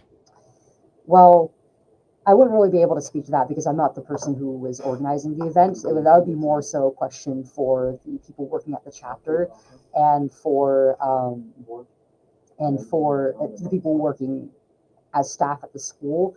But it really is a day that just works best for me because I already have so much on my plate. I already have so many events at the school. Or I already have so many events for the semester that are lined up. So I noticed. Did you know it's Pride Month at TCU? Did you see this yet? This is another Pride Month, bro. This is getting passed Didn't we all already around have one? Twitter. I guess June wasn't enough. Well, look, to be fair, TCU's campus is pretty vacant during June, so you can't just let it slip. I guess 1 month isn't enough. So this is what's being passed around on Twitter under your post here. Pride Month at TCU. They're doing it again in October. Let's go through some of the events that they're hosting. You want to hear some of this, Chloe? Sure. All right. I already know they're hosting one, I think today, right? Yeah, today at 1 p.m. So it might still be happening right now. They're having Why Do We Celebrate Pride at the Intercultural Center, October 7th, the date of your event. At 2 p.m., you can go to the Intercultural Center for TCU Ally one-on-one. And then the week after that, they have Pride in Your Relationships Week, and then Pride Picnic, and then the LGBT TEA with Trans Trailblazers on October 17th. TCU Ally 102 on October 23rd. On October 30th, they have Out and On Mute, a silent disco for the LGBT community at the BLUU Ballroom. What's the point of a silent disco? That's actually kind of cool, where you have the wireless headphones, and then you're all listening to the same music, but no one can hear I it. see. Yeah, That's interesting. But I can't go because I'm straight. So yeah. Well, it's really interesting that they're having so many Pride-related events. Well, I didn't even get through the list. There's one more. On Halloween, they're having the Pride Month Cultural Cuisine at the Intercultural Center at 11:30 a.m.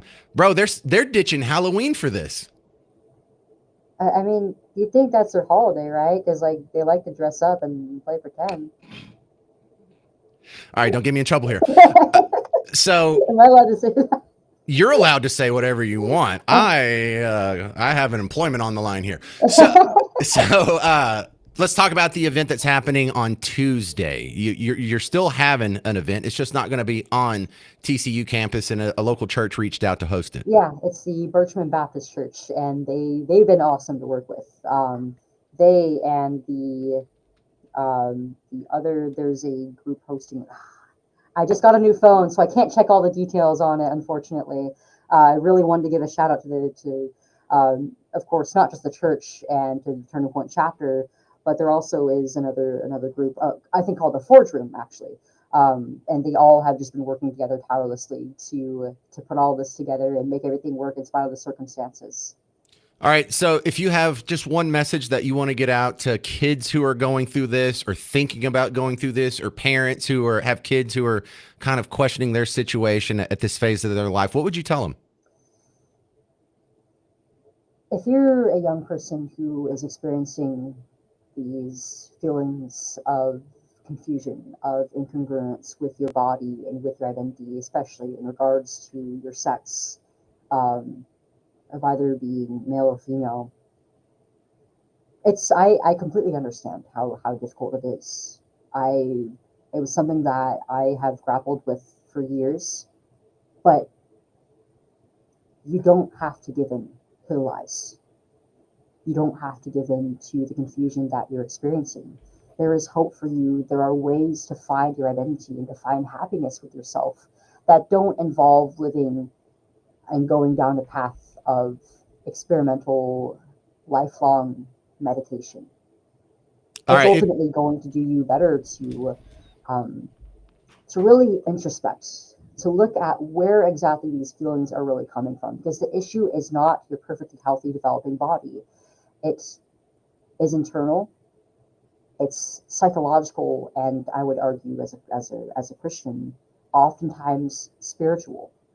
And it's going to be, while it might be a lot more difficult in the moment, you have to go the long way. You have to play the long game in order to truly become happy with yourself. And it does not come from your identity does not come from what you call yourself or what clothes you wear. It comes from the things that you do for your community, for your family, for the people around you, and to make the world a better place. All right. Do you have a question for Chloe Cole? 800-288-9227, 800-288-9227. Really, I think we did a good job covering all the bases. But in case we forgot something and you have a question, you have one segment to ask her. 800-288-9227. And when we get back, we'll talk about some of the work she's already done on The James Show. Chloe Cole, detransition advocate, when we continue. News Talk 820, 93.3 FM, WBAP. James, it's like for me to move Dallas if I go back to. Yeah, I just texted him, but it wouldn't hurt if you reached out and double checked it or whatever. I made a joke about Halloween being the perfect holiday for transgender people. That's good.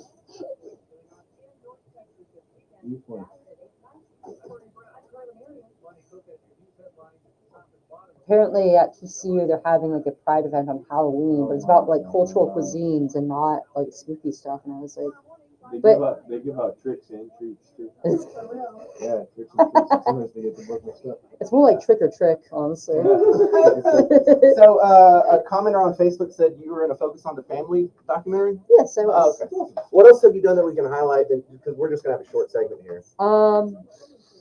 I got good news on my lawsuit with my doctors. We're going to be going to trial. In Congress right now too. Yeah. I've heard of that. What's the doctor lawsuit? I haven't heard anything about that. It's something that I've been Are you allowed to talk about that? Yeah, I can talk about it for sure. But I'm suing my doctors, and I filed my suit about like 2 or 3 years ago, but the legal process has just been so slow because they're trying to bury my case under a binding arbitration, but the judges have determined that my case is going to go to trial. That's the new development. But I think the Chloe Cole Act is going to be pretty important to cover. All right, we'll be sure to get that mentioned. We'll only have like maybe 4 minutes here, right, Garrett? Yeah. Actually, we're going to get back in about. We have till 54, so we have about 5 minutes. Okay. Thank you, Chloe.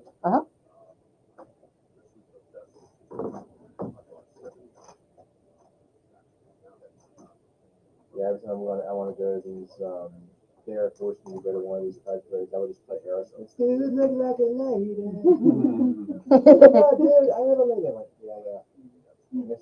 Yesterday I was in Armadillo. We heard it all before. Yeah, but going back to I remember Pixar released something from their Disney Plus series about a transgender storyline. And I was like, yes, and all the mainstream media was like, you assholes. I'm like, this is awesome. This is awesome. This is why Lightyear sucked. The one reason why Buzz Lightyear still have to be saved. Yeah, that sucked. Yeah. I actually like that movie other than that.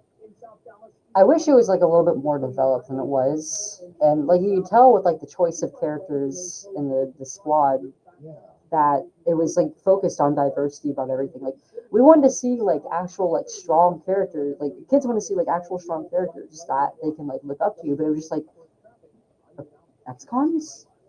Yeah, and they were so like the story was so small and inconsequential, and the characters were so underwritten. And it's like supposedly it's a movie written in like 1993, right? Like that's like it was supposed to be the movie that Andy saw, and he wanted the toy from it. Like if there was like a gay kiss in the kids movie like three decades ago, that would not fly. No. Like the country would be up in flames. Or and also it's based off like the Event Horizon, the Sergeant Figures. They're actually something we should use. Hey there, welcome back to The James Show, News Talk 820, 93.3 FM, WBAP. I am your host, James Parker, continuing for one more segment with our detransition advocate, Chloe Cole, who had a little headbutt with TCU, but the show will go on. Again, this happening Tuesday, October 7th, Birchman Baptist Church in West Fort Worth. Who needs to go to this? What is this event for? Well, the reason why I chose a university to speak at is because I feel like this really is an issue of our time, especially my generation. We are the ones who are being affected by it the most. And we are also the new generation of adults, so we have to be equipped to really deal with these issues going forward in our culture and in our personal lives. Because, I mean, a lot of us, we're going to affect the culture, not just within our own personal everyday conversations and in our classrooms, but also we are going to be the future doctors, future mothers and fathers, future lawyers, future lawmakers. And in order to really properly activate on this and do what's right going forward. We have to be informed on just what is happening. But I also, at these university events, it's not just for people my age, it's for people within local communities to be able to come by and hear stories like mine, to hear from perspectives like mine, about what is happening in our culture right now. Well, your story's horrible. I mean, the questioning at 11, the hormones at 13, the double mastectomy at 15, and here you are just being a little ray of hope out there. I mean, just indefeatable here. And you might even have a law named after you. Tell me about Chloe's Law. Yes, so the Chloe Cole Act was introduced into Congress actually, on the House floor, and it's in, I believe, the Commerce Committee right now, and they're going to hopefully be having hearings on it soon, and it should be pretty straightforward process going into the Senate. But it seems though currently our federal government has some more pressing matters to attend to, what with the shutdown happening. Yeah. But they plan to get going on this pretty quickly, and I'm really excited about it because what this bill does is it's going to ban these treatments for children under the age of 13, or under the age of 18, across the country, and it's going to create make it so that there is recourse for those of us who have been harmed. Because currently in a lot of states, statute of limitations on lawsuits and on legal action for children who have, or for young people who have been hurt as children in the gender clinic system, it makes it nearly impossible for any of us to achieve justice. And the reason why we need this, why we need a law like this on the federal level, is because, yes, we've had about half the United States passing laws to protect children, but unfortunately not all of them are comprehensive. And we still have the other half of the United States that is going full force in the opposite direction, facilitating more children, more families going down this path and being torn apart and being harmed. So the doctors who did this to you, the therapists, the monsters who just carved up a beautiful young girl, are they still out doing this to other kids today? Yes. I believe my doctors are still working with transgender patients and perpetuating this harm. But I have decided that I decided to enter legal action with them. I filed a lawsuit after my 18th birthday, and for years the case was just not really moving very quickly because, well, the legal system is already a very painstakingly slow process. But of course, Kaiser Permanente, my healthcare provider, was trying to bury my case under a binding arbitration to make it so that the truth around what happened to me and what has happened to thousands of other children under the care would never come to light. But a recent development has happened, and it's been determined that we are very likely going to go to courts. So I'm very excited. I'm very nervous going forward, but I'm very hopeful in what is to come of this. All right, real quick, Greg on Facebook said you shared some of your faith-based battles in a documentary from Focus on the Family called Truth Rising. I've never even heard of that, and I am a fan of Focus on the Family. Tell me about some of the other work that you've done already. Yes, so I've been speaking out since I was 17 years old, and I primarily started out by speaking on legislation and helping to pass the laws across the country that are protecting children from transgender treatments. But I also speak at medical conferences. I work with groups like Do No Harm Medicine on these laws, and at medical with the medical system on this. And I also do a lot of work speaking at universities and with youth-oriented groups such as Turning Point USA and Young America's Foundation. All right, Chloe, you speak well. Maybe you should go into radio after all this. Well, all right, I should go into radio. Somebody earlier told me that I should probably run for something. So I don't know. I've got a few options to consider. Right on. All right, we'll find her online, Chloe Cole. She's great on Twitter. She's got a bunch of good videos on YouTube. You can go see her Tuesday, October 7th at the Birchman Baptist Church in Fort Worth. Thank you so much for your time and your work. You're pretty inspirational, Chloe. Thank you, sir. Thank you for your time. All right. Wow. How do we follow that? Well, we're going to follow it with a good old-fashioned story of corruption at City Hall, and we're going to expose the clowns in downtown Dallas next on The James Show with Dallas and Fuego on News Talk 820, 93.3 FM, WBAP.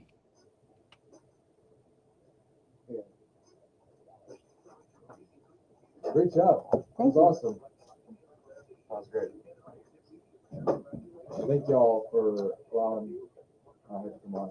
Yeah, thanks for having us. Wait, were you managing my? Yeah, I have. Okay. Thank you. Of course. I keep forgetting whether I remember to turn it on or not.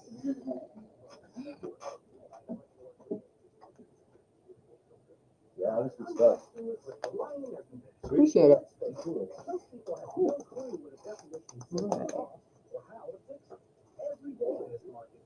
I'm still really happy with my nails. It's like the coolest that I've ever had. I was in the LA area a few days ago actually, and I got a new set of nails. They look like a fusion. Nice. I'm really happy about them. Man, how did I ever think I was a dude? Look at this. What is this? If my 15-year-old self saw the me of today, I think she would have a heart attack pretty straight up.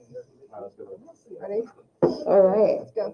Good seeing you. Well, it's good to meet you. Yeah, nice to meet you too. All right, Chloe, that was good.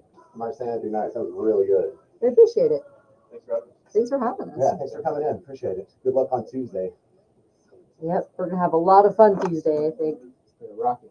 All right, I'm gonna put it on YouTube. I'm gonna cut out the commercials and stuff, so it'll just be one. Cool. It'll be about 30 minutes. All right. All right, thanks for coming out. Oh, how's you doing? I'm kind of sweaty. Mitchell, thank you. I think we're all sweaty here. Just Texas weather, you know. Oh yeah, absolutely. All right. All right. Thank you so much. Y'all have a good one. Y'all know how to get out of here? You want me to walk you out?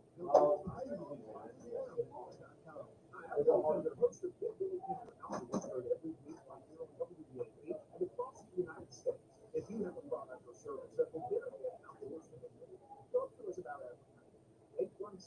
817-360-4530. You're a homeowner about to get your house. Yeah. The last time you did that liner shield, you wouldn't be in this situation. It's part of your linershieldpfw.com. Liner shield is this tipping, flaking, cracking that reflects UV rays, saves money on your utility bills with additional insulation, and 25-year transferable warranty. 5-star rating on Google. Maybe your house, your home. Linershieldpfw.com.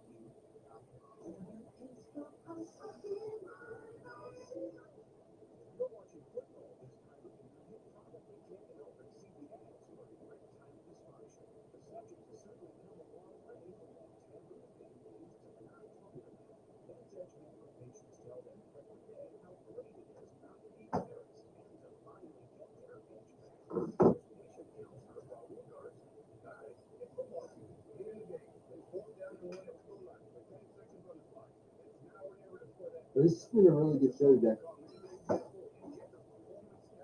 Chloe was really good, yeah. Sure was. Isn't that heartbreaking stuff? It is, dude. And I was telling her, we were talking. A lot of people they saw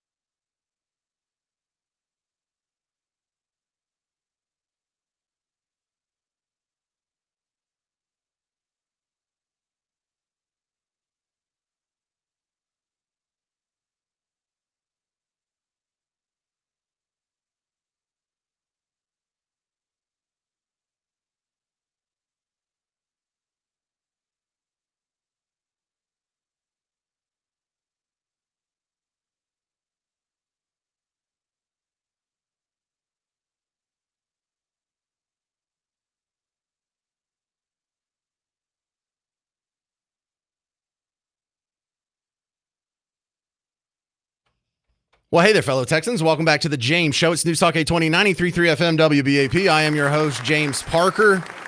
And this is going to be a good old-fashioned corruption down at City Hall type segment. But it's going to be a little more entertaining than the typical corruption down at City Hall segment. Because the guy that brings you the story, he's just a funny dude. He's like me. He just likes to make fun of all these clowns. I saw this on Twitter from local government watchdog Dallas Infuego. Well, color me shocked. The morally and ethically bankrupt Dallas council members whom I filed ethics complaints against don't want my highly qualified lawyer wife sitting on the city's ethics commission. At the council briefing today, Bathhouse Chad West and Fry Cook Adam Bazaldua raised concerns about Councilmember Bill Roth's appointment of my wife. I can cite at least a dozen examples of why I'm concerned about this appointment. Not based on her qualifications as a lawyer or law professor, but because they don't like me. Mr. Levesque will stoop to any means necessary in achieving his goals. I guess Bathhouse Chad is still butthurt about the time that I exposed him for spending his campaign funds at a Washington, D.C. men's bathhouse and then labeling the expense as supplies on his campaign report. Or it could be because the fry cook is still feeling burnt because I exposed him and his workplace BFF, Paul Blackman, for taking campaign donations from a digital kiosk executive and then not recusing themselves from the vote to hire his company to litter our sidewalks with dystopian screens. Or maybe it's because I blew the whistle on Paula Blackman shamelessly admitting that she used a city lobbyist to help out with her own property in West Texas. I asked her to help me, with those senators having property out there. But regardless of their reasons, retribution against somebody or their spouse for filing an ethics complaint is in itself an ethics violation. The Inspector General's office is about to have a lot of work on their desk. All right, he just crammed a whole lot into a minute and 20 seconds. So let's meet him and get him to explain a little further. Say hi to Dallas Infuego, local watchdog. Tell us of this video. There was a lot packed in there. Can you sort of expound on the genius we just heard, Dallas?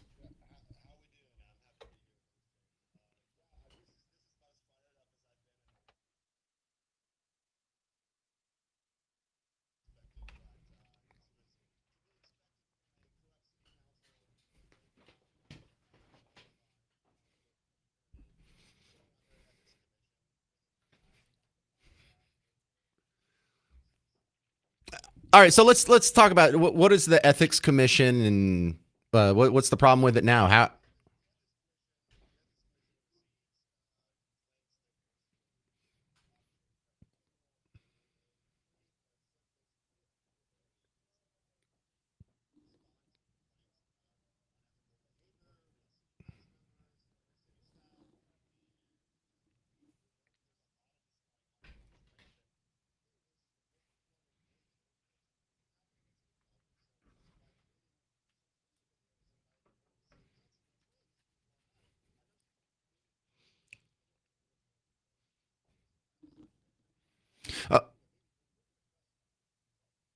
Well, it helps me pay attention to it too. I have a terrible attention span, and I'm terminally on my phone. So it worked on me, Dallas.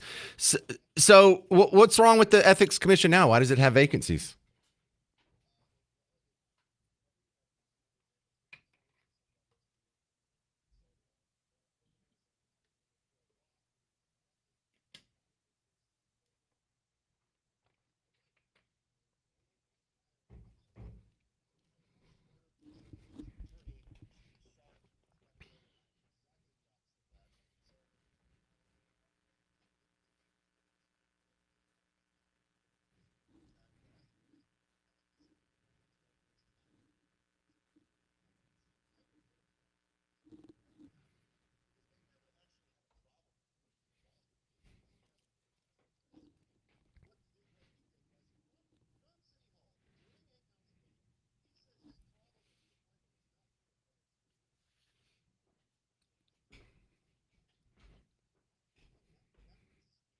You're so proud of that. You're like, damn right, I'm a problem.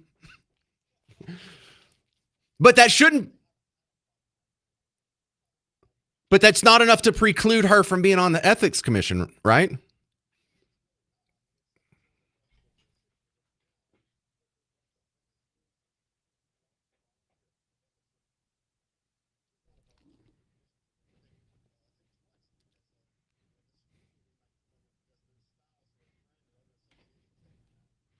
So why do you call him Bathhouse Chad?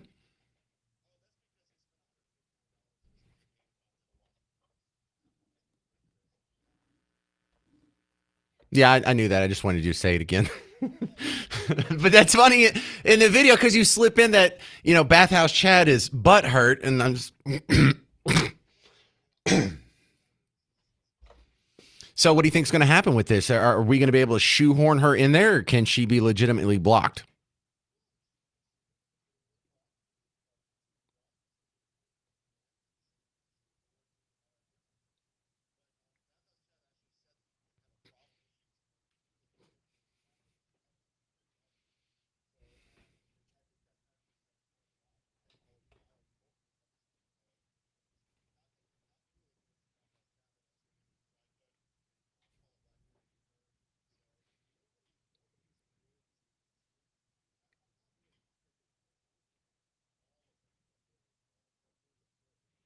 Why you call him the fry cook?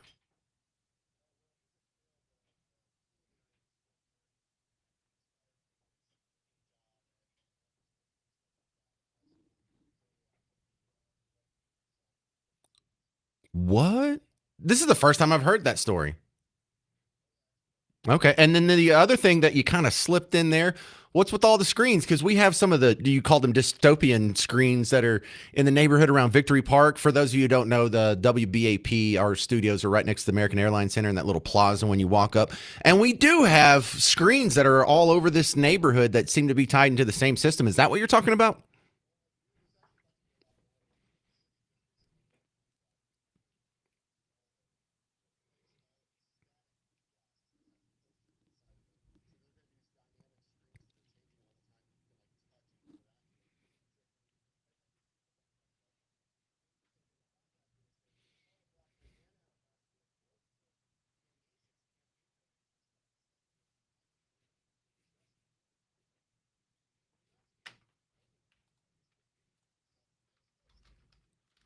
All right. How do we find you online? Because that's good stuff.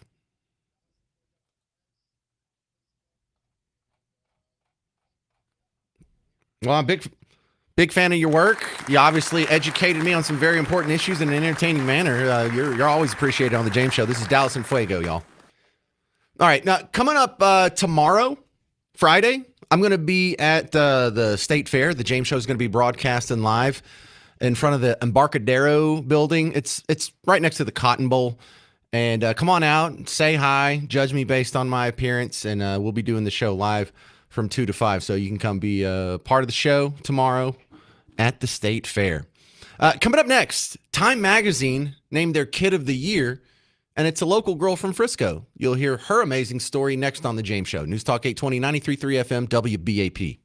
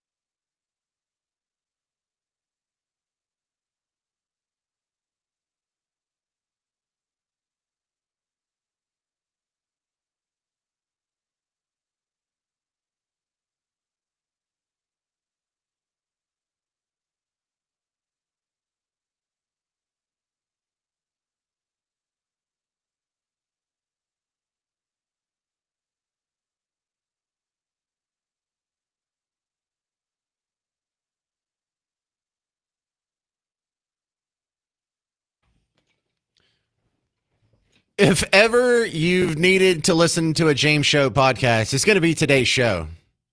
It's been absolute fire. This is actually a good show. I would even listen to this show. It's News Talk 820 93.3 FM WBAP. I'm your host, James Parker.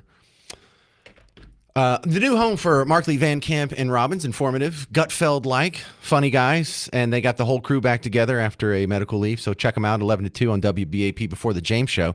Here's a story that'll make your heart swell a little bit. Time Magazine did their Kid of the Year, and apparently they take this more serious than their Man of the Year. Their Man of the Year is so political and jokey, but Kid of the Year, it's actually a really good story. And the super cool part about it, it's a local girl who at the age of 16 just took on a cause, championed it, was successful with it. And here she is, only 17, and it's been so well and so successful that she's being recognized by Time Magazine. Her name is, Tejasvi Minaj. I hope I get it right because she totally deserves all the respect in the world. Listen to this story. I got this off of time.com about a teenager up in Frisco. Last year, I was driving home with my dad, and we noticed like 4 to 5 missed calls from my dad's phone from my grandfather. So we were like, oh my God, what happened? He got a message from someone claiming to be a family member asking for $2,000. He was about to send the money. You know, he was ready to send it. He was about to click send. When he narrated this incident back to me and my dad, I became a bit concerned. I was pretty shocked that he couldn't recognize that this was a scam. I found out that this was a much bigger problem than I could have anticipated. According to the Federal Trade Commission, the cost of just reported crimes is $3.4 billion. That's just reported crimes. So after seeing these statistics, I kind of became really concerned for my grandfather and just for so many older adults. The goal for Shield Seniors is to make sure that older adults are independent. We want to make sure that they're able to navigate the internet with confidence, with independence, with dignity. I think a lot of people are just embarrassed in general that, oh, I got scammed in this way, but it's not something to be embarrassed about. It's like a learning experience.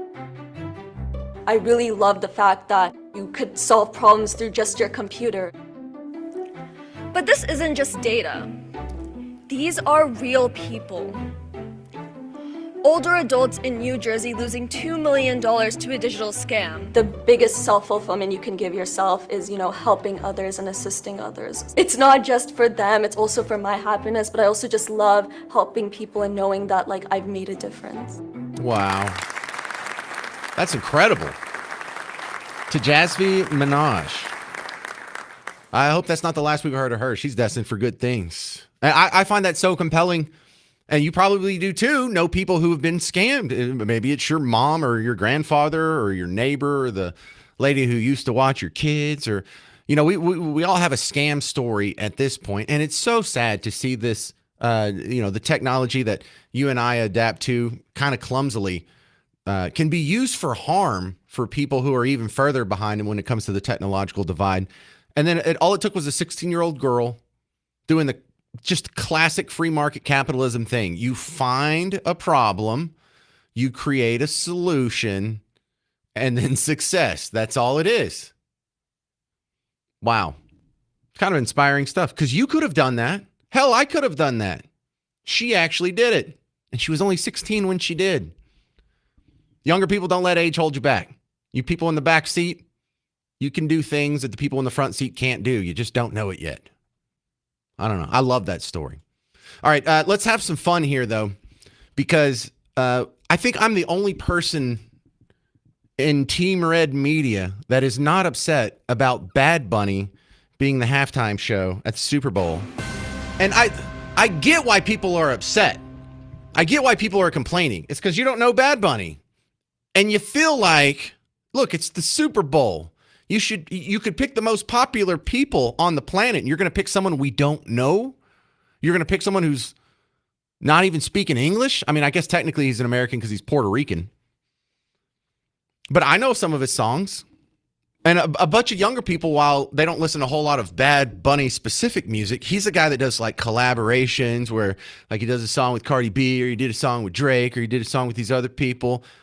but he's more than just a rapper. He started out a long time ago as a rapper, and he's now turned into a singer. And then he's done a lot of, I guess we would call it country music in English, but the Tejano music, like Grupo Frontera. No, you don't. You know the guys, the Mexicans that are wearing the cowboy hats and singing. It's country music. It's just country music in Spanish. He's done a lot of that now too.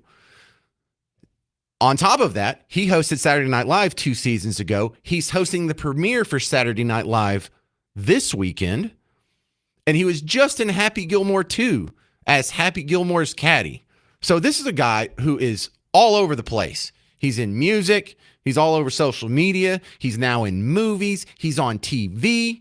And so he's a cultural phenomenon. And, I understand why people are complaining, because you feel like you've had all this non-American stuff jammed down your throat, and you feel like, look, we're the only people on planet Earth that play football, or what we call this kind of football, this sport. No one else plays it. So shouldn't the music at least be America-centric? I get it. I'm a fan. So look, let me show you what I'm talking about here. Here's a little Bad Bunny. I don't know if you know about this. Actually, this is the song he did with Drake. This is Drake singing in Spanish, because Bad Bunny's so damn popular. There's Bad Bunny. I gotta tell you, man, if you're a poet in Spanish, that seems like it's real easy. All your words in an O or A. Don't they like half of them rhyme? Like if you end a line in one word, don't you have like half of your vocabulary that's possibly going to rhyme with it? So yeah, there he is with Drake. Then there's the most famous one's probably this Cardi B song. She did I Like It Like That. And this is the clean version. Don't freak out. Jugando contigo como si fuese el día. Siento que ya no estoy en tu corazón, ahora estoy en tus pies, rogándote en el tequila, ahogándome. Look, here's another secret that may make you like me a lot less.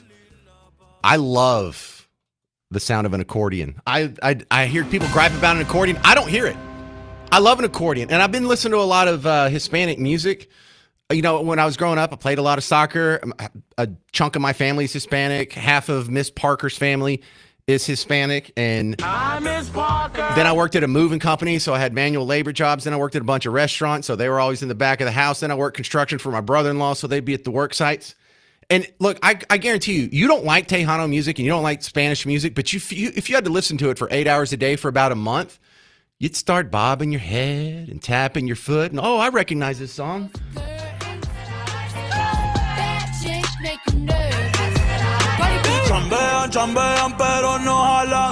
You'd start listening to it. And you know what else would be weird? One day, you're not going to be hanging out with the Hispanics on the work site, having the audio pumped down your ear against your will. You're going to flip through on the radio, and you're going to hit one of those stations, and you're going to stop. And you're going to be like, why did I do that? Oh, because you recognize the song. And then you're going to slap yourself in the head, and you'll be like, oh, crap, I like this music now. And then one day, you're going to say really wild things like, we need to have more tuba. Why don't we have any tuba in American music? Why do we abandon the trombone?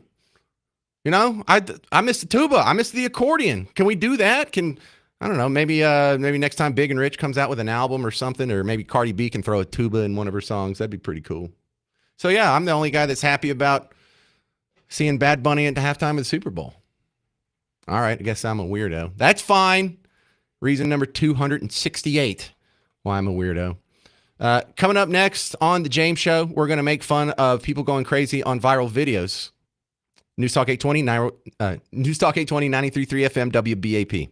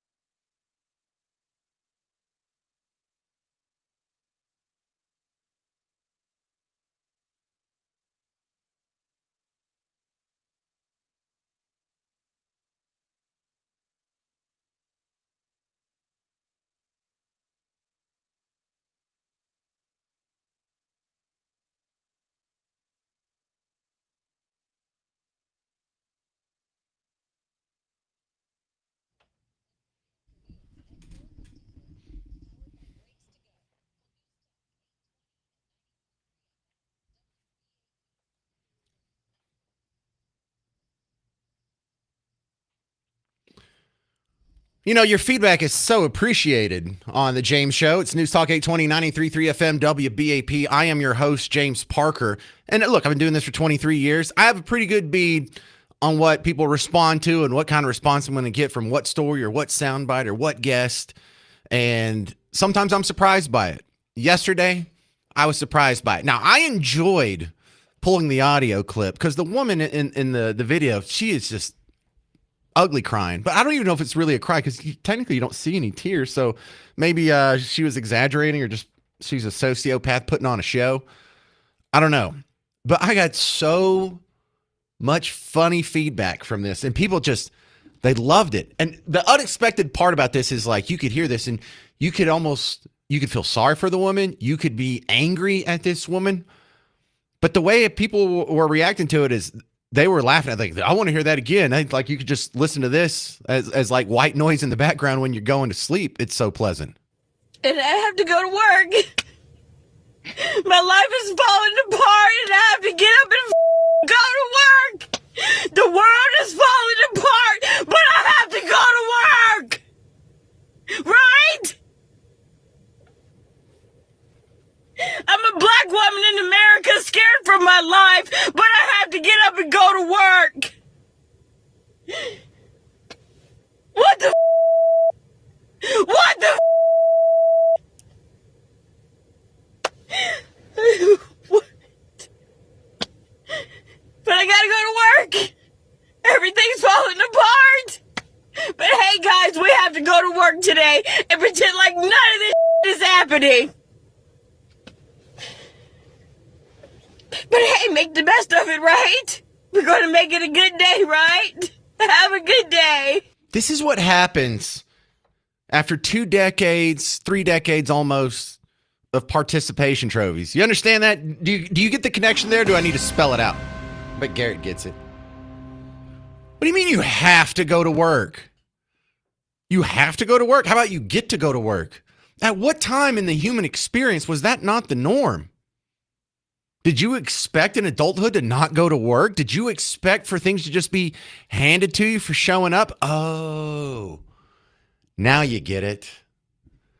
See, this is one of the anti-capitalist lies, is when you see someone that's more successful than you, the anti-capitalist doesn't tell you, well, maybe they worked harder or they worked smarter or they have a skill that's more in demand, or maybe they're just better than you. Maybe they're just more successful than you. No, it's always, you didn't build that. You didn't earn that. It's probably just a trust fund, baby. It's probably just your privilege. It's probably just because you're white. It's probably just because you're straight. It's probably just because you're male. It's probably just because you're Christian. It's probably just because you're, shut up. Things aren't just handed to you in this world. Yes, there is such thing as trust fund babies. There is such thing as rich kids. But that is the exception, not the rule. And your world is falling apart. Who's told you your world's falling apart? Things are better than ever. We have a longer life expectancy than ever, higher cancer survival rates than ever. We have better food than ever. We have more entertainment options than ever. You know, there's a pernicious myth out there that things have gotten worse. The boomers had it so easy. They could just go out and on one income, they could have a giant 2-story house in a nice neighborhood, and 2 nice cars, and go on vacations and go out to eat all the time. Put their kids through college on a minimum wage. It's a fantasy. Life was not better in previous generations. Well, how did they do it? Well, I'll tell you how they did it. They almost never went to restaurants. You've heard your grandparents tell stories. Do you remember when you were a kid and your grandparents tell a story? How often did they go out to eat? What did they get for Christmas? I remember my dad told me one time he got like a sweater for Christmas. I remember my grandfather told me one time for Christmas he got an orange. Like the fruit, he got an orange. So no, your world's not falling apart. You're just being told that, so you vote for the wrong party. You're just being told that so you don't listen to me. Your world's not falling apart, and going to work's not a bad thing. You're lucky to go to work. You're griping about something that would scare the hell out of me if I wasn't doing it. You ever been unemployed? As a man, that's the scariest thing in the world. I think women handle it a little better because you don't have that sort of sentinel provider instinct. But I almost hate having days off. How often do I go on vacation? How often have you heard me going on vacation on the James Show? Where did I go this summer? Nowhere. Now, part of that is because I'm drowning in debt and I can't afford to spend the money. And we talked about that in the first hour. I have a bunch of medical debt from a sick kid. But your world's not falling apart. MSNBC is making you miserable. Wokeism is making you miserable. Being constantly pumped in your head that half of the country is racist, sexist, bigot, homophobe, literally Nazis who want to kill you. That's what's making you miserable. If you listen to WBAP all day, you're not going to be miserable. If you listen to Fox News all day, you're not going to be miserable. Relax. Say a prayer. Go to church. I don't know. Take up smoking cigarettes or something. You need to calm down, lady.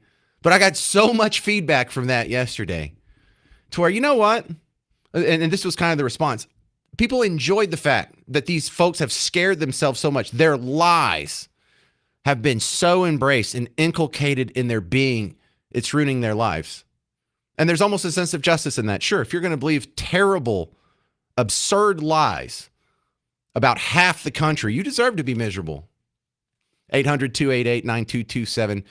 800-288-9227. Coming up next, there was a big illegal immigrant ICE sweep at a strip club in Dallas. It's News Talk 820, 93.3 FM, WBAP.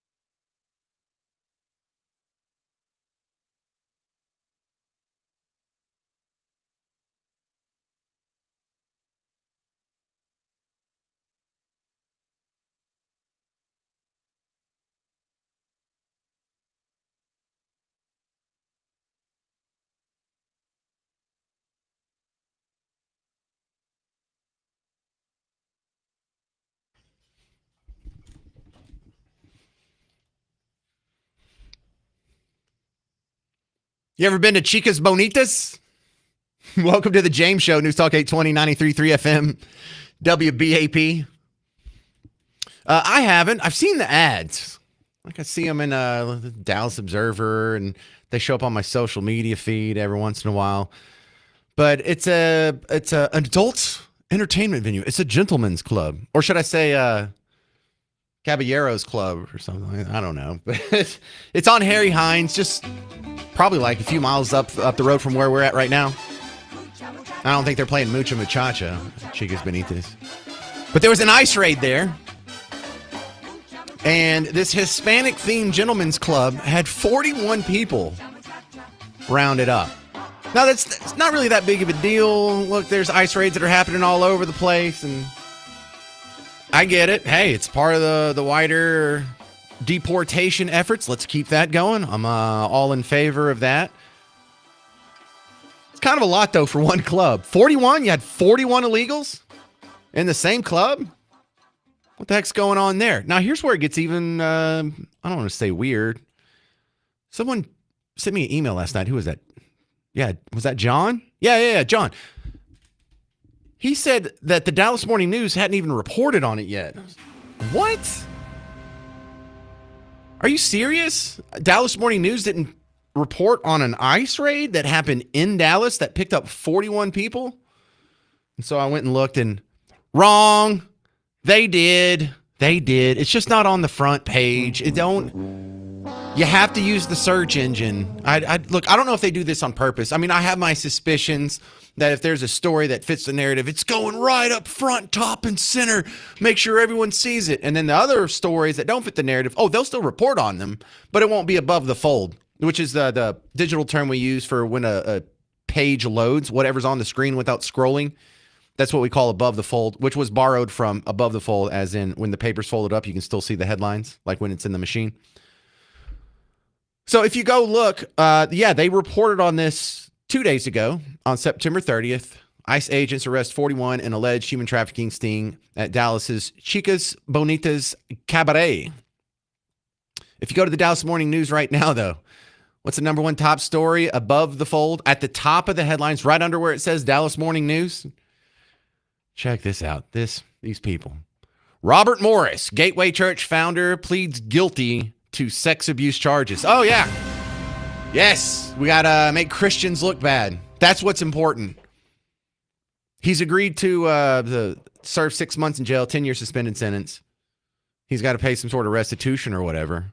Register as a sex offender. But excuse me, do they treat teacher stories like this? We talked about hundreds of teachers in the last 3 years reported at Texas Scorecard who've abused kids. Did you get regular updates on all their cases? Did you get when they were being investigated? Did you get when they were fired? Did you get another story when the indictments came down? Did you get the any details on the grand jury? Did you get any details on when the court case was, when it started, how it was going, when he was found guilty, when the sentencing's going to be, what happens at the sentencing? Because that's what you get if it makes Christians look bad. But if it makes public schools look bad, well, you'll get a report, and then it'll never be heard from again. Go look right now. Tell me if there's an update on one of the 300 teacher diddling stories from the last 3 years in Texas. No? That's so weird. They also have there is a story of the guy, the sheriff, who got in trouble for sexual harassment related charges, and he's back on the job. That's kind of weird. But yeah, just thought I'd point that out real quick. Thought that was interesting. Thought you'd like it too. Let's do one more fun viral video here before we get out. Hey MAGA, Peter Thiel, Trump, JD Vance, Elon Musk. Fear us. We are the masses. You are the 1%. We are the 99%. Think about it. Man, I love a good delusion. Why do I enjoy that so much? I probably shouldn't enjoy that so much. You should fear us. I'm not going to fear you, dude. You look like you're 5'6", about 170 pounds. You people are scared of guns. You think exercising is a right-wing conspiracy. I've seen Antifa people get in a fight. They always get crushed like Dixie cups. It's hard to see Antifa winning a fight unless it's just like 10 of them on one dude like Andy No in Portland. Nah, I don't think I'm going to be scared of you today. I don't live in fear. I don't think the world's falling apart. Plus, we have guns. So ultimately, what are we scared of? So tomorrow, if you're going to be at the fair already, come out and see the James Show live. I know you're not going to sit through the whole 3 hours, but watch a couple segments, shake my hand, judge me based on my appearance, and then get back to the state fair action. Now, I'm interested to go tomorrow because I have seen the early reports that attendance is down, and attendance has been kind of dwindling over the years.